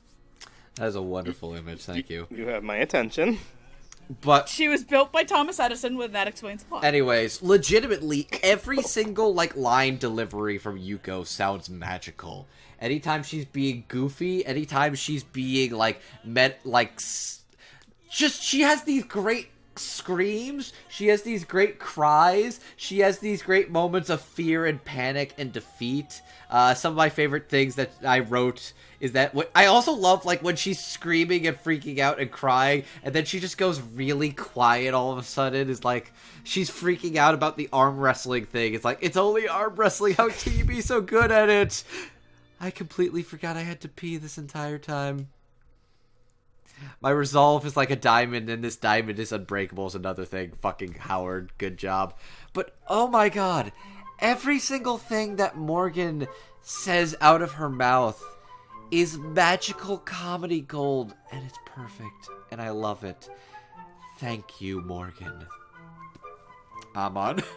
Alright, Brittany's delightful. I think she just plays Mai really, really well. She's very quiet on the surface, and she doesn't seem to say a lot, but when she keeps that quietness, but she has such great delivery, especially when they're doing like the friends and lovers bit or something like that. Just she knows how to present it so well, even within that very, like, kind of, quiet vocal tone. My glasses. Exactly. She does it really well. She just captures the weirdness of the character really well in that too, I think. She's great to hear. I love this performance immensely. Leah is absolutely delightful as Mio. She is trying so hard to do okay and be like the most functional member of the three, probably. She's trying so hard. That's a very low bar to clear. There are a lot of low bars in the show. Sakamoto is the most adult person at Shinonome Labs. Also not a high bar to clear. When did we get stained glass in our classroom? That's a good question. But Leah she's trying so hard to be dignified, and it's just not working. My personal highlight is the one where they get stopped by the police officer. Yes! And who is played by Zach Bolton, if memory serves. And Mio is just going to go to every possible length to not have anybody look in her bag where her dirty dojins are. Passion. She is drawn. They're her drawn dojins, not something she's bought. No, they're hers. And it is maybe one of the best scenes in the. There are a lot of best scenes in this show, but that one's unquestionably up there. And Leah's just so great at being like a normal high school student to a certain degree, but also one who will beat you up sometimes. Also, I from the wiki, this is one of the better sentences in the wiki, and from the trivia section on Mio's page. Mio is technically a criminal. In episode 21, when she tries to get back her other Brett, she ends up killing one of the soldiers aboard the airship. That's right. So Mio. That's right. She is a fucking murderer. Technically a murderer. Let that be a lesson to you. Don't piss off Mio. She will murder a bitch. I need to read this wiki more. It's a great wiki. It's written in just the right, like, kind of bland, wiki style. It feels like it could be part of the Nichijou story itself. It really does. Which Leah, yeah.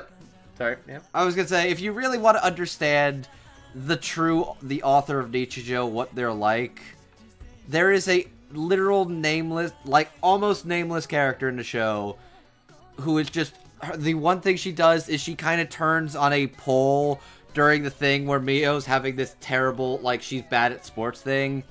A fan was super obsessed with the character. Oh, this. Literally wrote into the author on their radio show being like, hey, tell me more about this character. I really like the character. They're so, like, please tell me more. I need more details. To which the author just basically replied, yeah, they're kind of a bitch.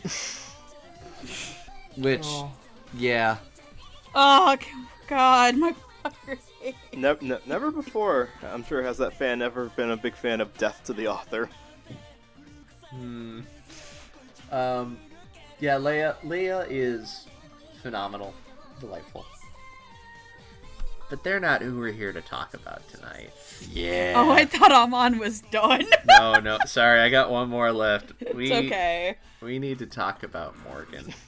I don't know if the Dubbies episode is going to come out by the time this is out, but if it has, you probably have an inkling of what I'm about to say. I don't really know how much highly I can sing the praises of Morgan. She is... We mentioned earlier, the first dub clip they showed was Hakka-san and Nano petting Sakamoto. I don't know if it was the second, but the second one I saw was the deer wrestling scene. I believe that did come out after. The moment where I knew I am going to enjoy this dub was in the deer wrestling scene where the principal fucks up. I believe he fucks up leaping off the statue onto the deer, and Yuko just goes, "He ate it!" And at that point, I fell in love. Morgan Garrett is so perfectly cast as Yuko. She does a good job actually sounding like a teenager and capturing that like kind of manic, over-the-top, hyperactive energy that Yuko has so often. And she is just so funny. She made concerned chewing funny. That's hard. To which I now realize the entire gag about the expired melon bread is now officially expired in this day. Yep, that doesn't, you can't make that joke anymore, sorry guys. But you planned it. It is planned all along. Much like the bread, it is very expired now. No, it will be, wait, couldn't we resurrect it again once we start getting into the 20,100 years? So somebody has already edited the image to make the 1 look like a 2. It's forever, don't worry. Morgan Garrett is delightful in this role. And yeah, she's perfect. I literally cannot imagine anyone else playing this character. She is just so spot on. Thank you. Thank you. Thank you, bro. Now, let's it's late and we're all tired, so let's move on to our final thoughts. Oh, heck Megan. no, I got enough chocolate to last for at least an hour. Fuck you, I have work in the morning. I need sleep. Fuck you, I have work in the morning. I have work in the afternoon, technically, but it's still work. Technically I do too, but my body is like, nah, fam. Alright, final thoughts, we got this. My final thoughts are you should really check out the dub of Nichijou. I didn't expect it to be this good. I thought it was a really great way to get people into the show who are maybe a little bit intimidated by watching a show like this in Japanese, where there's so many references and there's so many things flying around and it's fast-paced and there is no coherent story. I think that under the direction of Jade, it did a really great job. Howard's writing is exceptional. I really enjoy a lot of the performances in here, especially from people like Sean Gann, who if you're not super familiar with, I really hope that he gets to keep going. And just really, really fun time overall, and I really should go around and get a copy of this, because I think I'm the only one of us who doesn't own it yet, except for maybe Noah. So I do not have a copy of it yet, but I'll probably pick it up because I had issues with this show for years. I feel like 10 years now, or however long the show has been coming out, because 8 or 9. Yeah. So it's a show where I want to like it way more than I actually do. And I'm jealous of Andrew because a good chunk of the affection for it may have come from people who watched it very early on, or like it was one of their first anime. And so this show kind of feels like what Lucky Star is to me, where Lucky Star, I can say critically, is not the best show ever. But because I saw it so early on, it just fills that hole in the heart where your earliest anime goes to. But as far as like actually enjoying the dub of this show, I was convinced for quite a while that this would be an impossible task. Not that you couldn't translate this, but that you could not translate the dialogue from the show into English and still make it funny. You could have the physical scenes. You could have like the deer fight scene or the drop the curry and ruin the rice scene. Like those parts are physical comedies. But as far as like the puns and everything, I was convinced it would be impossible. This cast showed me that no, you could do this, and this is great because I can't imagine this being dubbed even 5 years ago as well as this was. Like there are times where they've tried to translate like Japanese-heavy shows where it just didn't come across as well. And this is really a step forward, I think, in how well you can do this. You can localize some of the jokes so that they make more sense in English. You can keep some of the Japanese references because your core viewer now in 2020 is going to get them because otaku are a little more sophisticated and not quite as weebish as they used to be. And you can have amazing actors and actresses who just have really great comedic timing in bringing this content forward. Again, I still got issues with the show itself, which I may talk about in a video that I want to put together if I can find the time to do it. But if you're on the fence about watching the show in Japanese or English, I can recommend the English just as much as the Japanese. So, excellent job, Jade and team. This Dub Talk episode is something I gave up on. I gave up on this years ago. I made peace with this years ago, that this wasn't going to happen. I think it was around the time we did Dragon Maid, actually, where it was like, they announced it was coming out sub-only or something, and it was just like... No, I remember when we were talking about Dragon Maid, it hadn't been licensed yet, I don't think. Oh, you're right, it hadn't been licensed then. Yeah, because yes. we were No, it Yes, hadn't, it had. because we were theorizing about... Nichijou sub only had. What show from KyoAni wasn't licensed yet? Because we were talking about Funimation. I think it was Hyoka. It might have been Hyoka. Okay. Yeah, it would have been Hyoka. Okay. I thinking back to a few years ago is hard. It's just the point being, I made peace A couple years ago. That was yesterday. I made peace. Sorry. Fuck off. I made peace with the fact that like the Nichijou dub was dead in the water. It was dead in Miami, so to speak. It was never to see the light of day. I made peace with that. At some point, I was just happy the fact that Nichijou was licensed and legally available to stream and watch. And then the Selamat Pagi in English tweet. I still hadn't quite processed it. But when I finally realized, I lost my fucking mind. It's not even that I wanted, like, this to be a perfect dub. I just wanted to see what would happen if they tried. And not only did they try, they blew my expectations out of the water. Everybody on this project gave their A game. The comedy is on point. The delivery is fantastic. The scripting is wonderful. This is a show that 8-9 years later, I'm still thinking fondly about, and watching it again was revisiting an old friend of mine. And it was just to whoever at Funimation just one day walked into somebody's office and was just like, hey, Nichijou's great. It deserves an English dub. I salute you and thank you for making this happen. Because this is a fucking surreal experience. And I'm so happy this dub exists. It's so funny. I'm glad to be here tonight. Thank you. We're glad to have you. Yes. This dub has no business being any good at all, and it is not only good, it is borderline perfect. And you should watch it or you're dumb. And on that vaguely insulting note, if you would like to watch the Nichijou dub, you can buy it on Blu-ray. I will note there was the earlier sub-only package, which is Blu-ray and DVD. The dub package is just Blu-ray. If you need to differentiate between which one has the dub or not, the dub has Nano, Hakka-san, and Sakamoto in a voice acting recording booth. Yes. If you're not about that physical media life, you can also watch it on Funimation's website. I believe the first few episodes are free, and the rest of it you need a Funimation account, which I believe is around $7.99 a month currently. You can get a 14-day free trial. Do note that you will be charged at the end of those 14 days if you do not cancel it, although by that point you might find that you like Funimation's offerings and want to keep subscribing to them. Oh, wait, hold on. First, we have patrons. Yes. We have a Patreon. Yes. We have a Patreon. You should go to our Patreon. There'll be a link in the description. Please give us money. We appreciate it. It's very helpful. And case in point, if you do that, you will, in fact, you can get your name read out on the episode.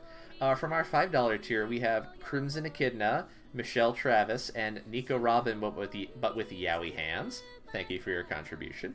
And at the $10 tier, we have Carly Lesticow, Jacob Wilson, J2, aka Jared, Marco Bermudez, Marissa Lenti, thank you, Marissa, and Weeby. Thank you all for your support. Thanks, Alejandro. Yeah, thank you, Alejandro. Thank you all for your support. You can find us on our YouTube channel. You can find us on Twitter and technically Twitch and Tumblr, although we don't use the Twitch much, and Tumblr is kind of dead. It's all Dub Talk Podcast, so please check us out there. And would you all tell me where we can all find you on the internet? You can follow me at QueenEra2. I shitpost. You can follow me on Twitter at NoahClue and on YouTube on YouTube, Journey Traveler. My name is Andrew, aka Classy Spartan. You can find me on Twitter at MangaMan9000. If you want to know what else I do aside from shitposts on the internet and sometimes talk about how much I like my girlfriend and or dogs, neither are mutually exclusive. I'm also on another podcast on Surreal Resolution's website called Podcast O&A, where I talk about anime news with fellow Dub Talk Podcast co-host Jet. Yeah. And you can find me on Twitter at AmonDuelUS. Duel has 2 U's in it. I talk about movies and comics and music and bullshit. Speaking of music, I do have a dusty old song. Okay.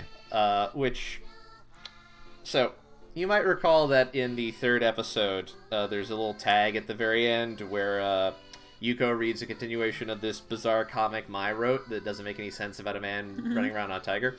So you're watching that, and it's all very funny and laughs. Except when I was watching it, I wasn't paying attention to what was happening at all. Because I was sitting there and I was listening to the music. I was like, wait a minute. Do-da, do-da, do-da, do-da. This is Take 5 by the Dave Brubeck Quartet. I'd recognize this beat anywhere. Yeah. If you have an idea of how painfully scientifically accurate this is appealing to me, they have a background song that is a ripoff or aping of the best-selling jazz single of all time. I was gonna say, how is that a dusty old song you've never heard of before? I would argue that at this point, Take 5 might be a little obscure for most people. They played it in Kids on the Slope. Actually, Amon, if you don't mind me saying, yes. You know what else might be a little bit obscure at this point? I'm not done yet, but go on. A little-known group called Men Without Hats. Men Without Hats do not need my help getting listeners. Maybe more than one song. Anyways. Rude. Antarctica's a very good song. Anyways, where was I going with this? The Dave Brood Band? Take 5 by the Dave Brubeck Quartet is a very great song, but if you know that, I might recommend the rest of that album, Time Out. The first song on it, Blue Rondo a la Turk, is also very good. And also in a weird time signature. That's the gimmick of that album. Sidebar, all the music in Nichijou slaps real hard. It's great. It's really good classical stuff. My personal favorite is one called Kitsune to Tanuki no Amanuke na Bakashi Ai, which is the one where that very judgmental bassoon solo starts it off. You know. Da, na, na, na, na, na, na. Like it's how you know stupidity is about to happen. The music in Nichijou is great. Like, both OPs are great. The ED, like, there's a lot of EDs, but I love ZZ. I love Z's. ZZZ has been added to my playlist lately. Like, that got added to my playlist lately, and then this is gonna be a deep cut for some people. I recently added a song to my playlist called Gecko Symphonia. If anybody knows where that is from, I will tell you guys after recording, but anybody in the comments, if you know where Gecko Symphonia is from, just put it in the comments, and maybe, just maybe, I will watch that show this year. So. But yeah. As a final sidebar, if you enjoy Nichijou, I will note that all 10 volumes of the manga are in print in English from Vertical Comics. From Vertical, you can also get Keiichi Arai's semi-Nichijou 4-koma spin-off Helvetica Standard. There are 2 volumes of that, Helvetica Standard Bold and Helvetica Standard Italic. And of course, you can get his follow-up series City, which I ask that you buy, because the store I work at, it sells nothing. I think I might be the only one who's bought the last 2 volumes so far. It's very tragic. Please support it. I'm really bummed out. Look, if it gets an anime someday, that shit's gonna be big, I believe in it. You mean like how Yatsumo was definitely gonna get an anime? I think that's just because he actually just won't let me. I know that. Look, I know that. I'm still bitter.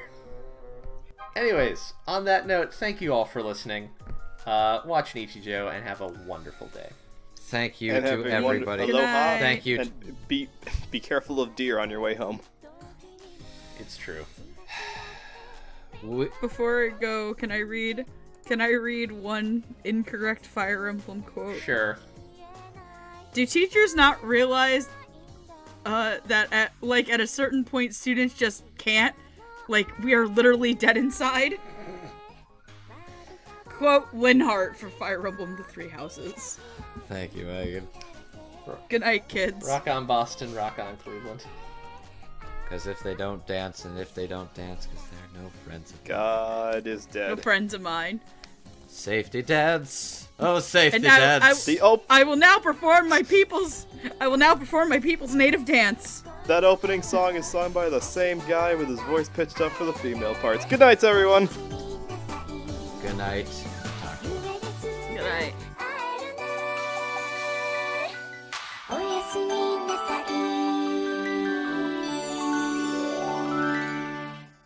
Hi there! It's me, the background image that all the headshots and character names get superimposed over in every episode of Dub Talk. I've seen and heard a lot of stuff you wouldn't believe working on this show, but it's pretty alright. And I get to hear all the jokes that get edited out of the final cut for being too rude. Next time on Dub Talk, more anime dub reviews. I tell you what they're covering, but they keep me on a strict need-to-know basis. See you then!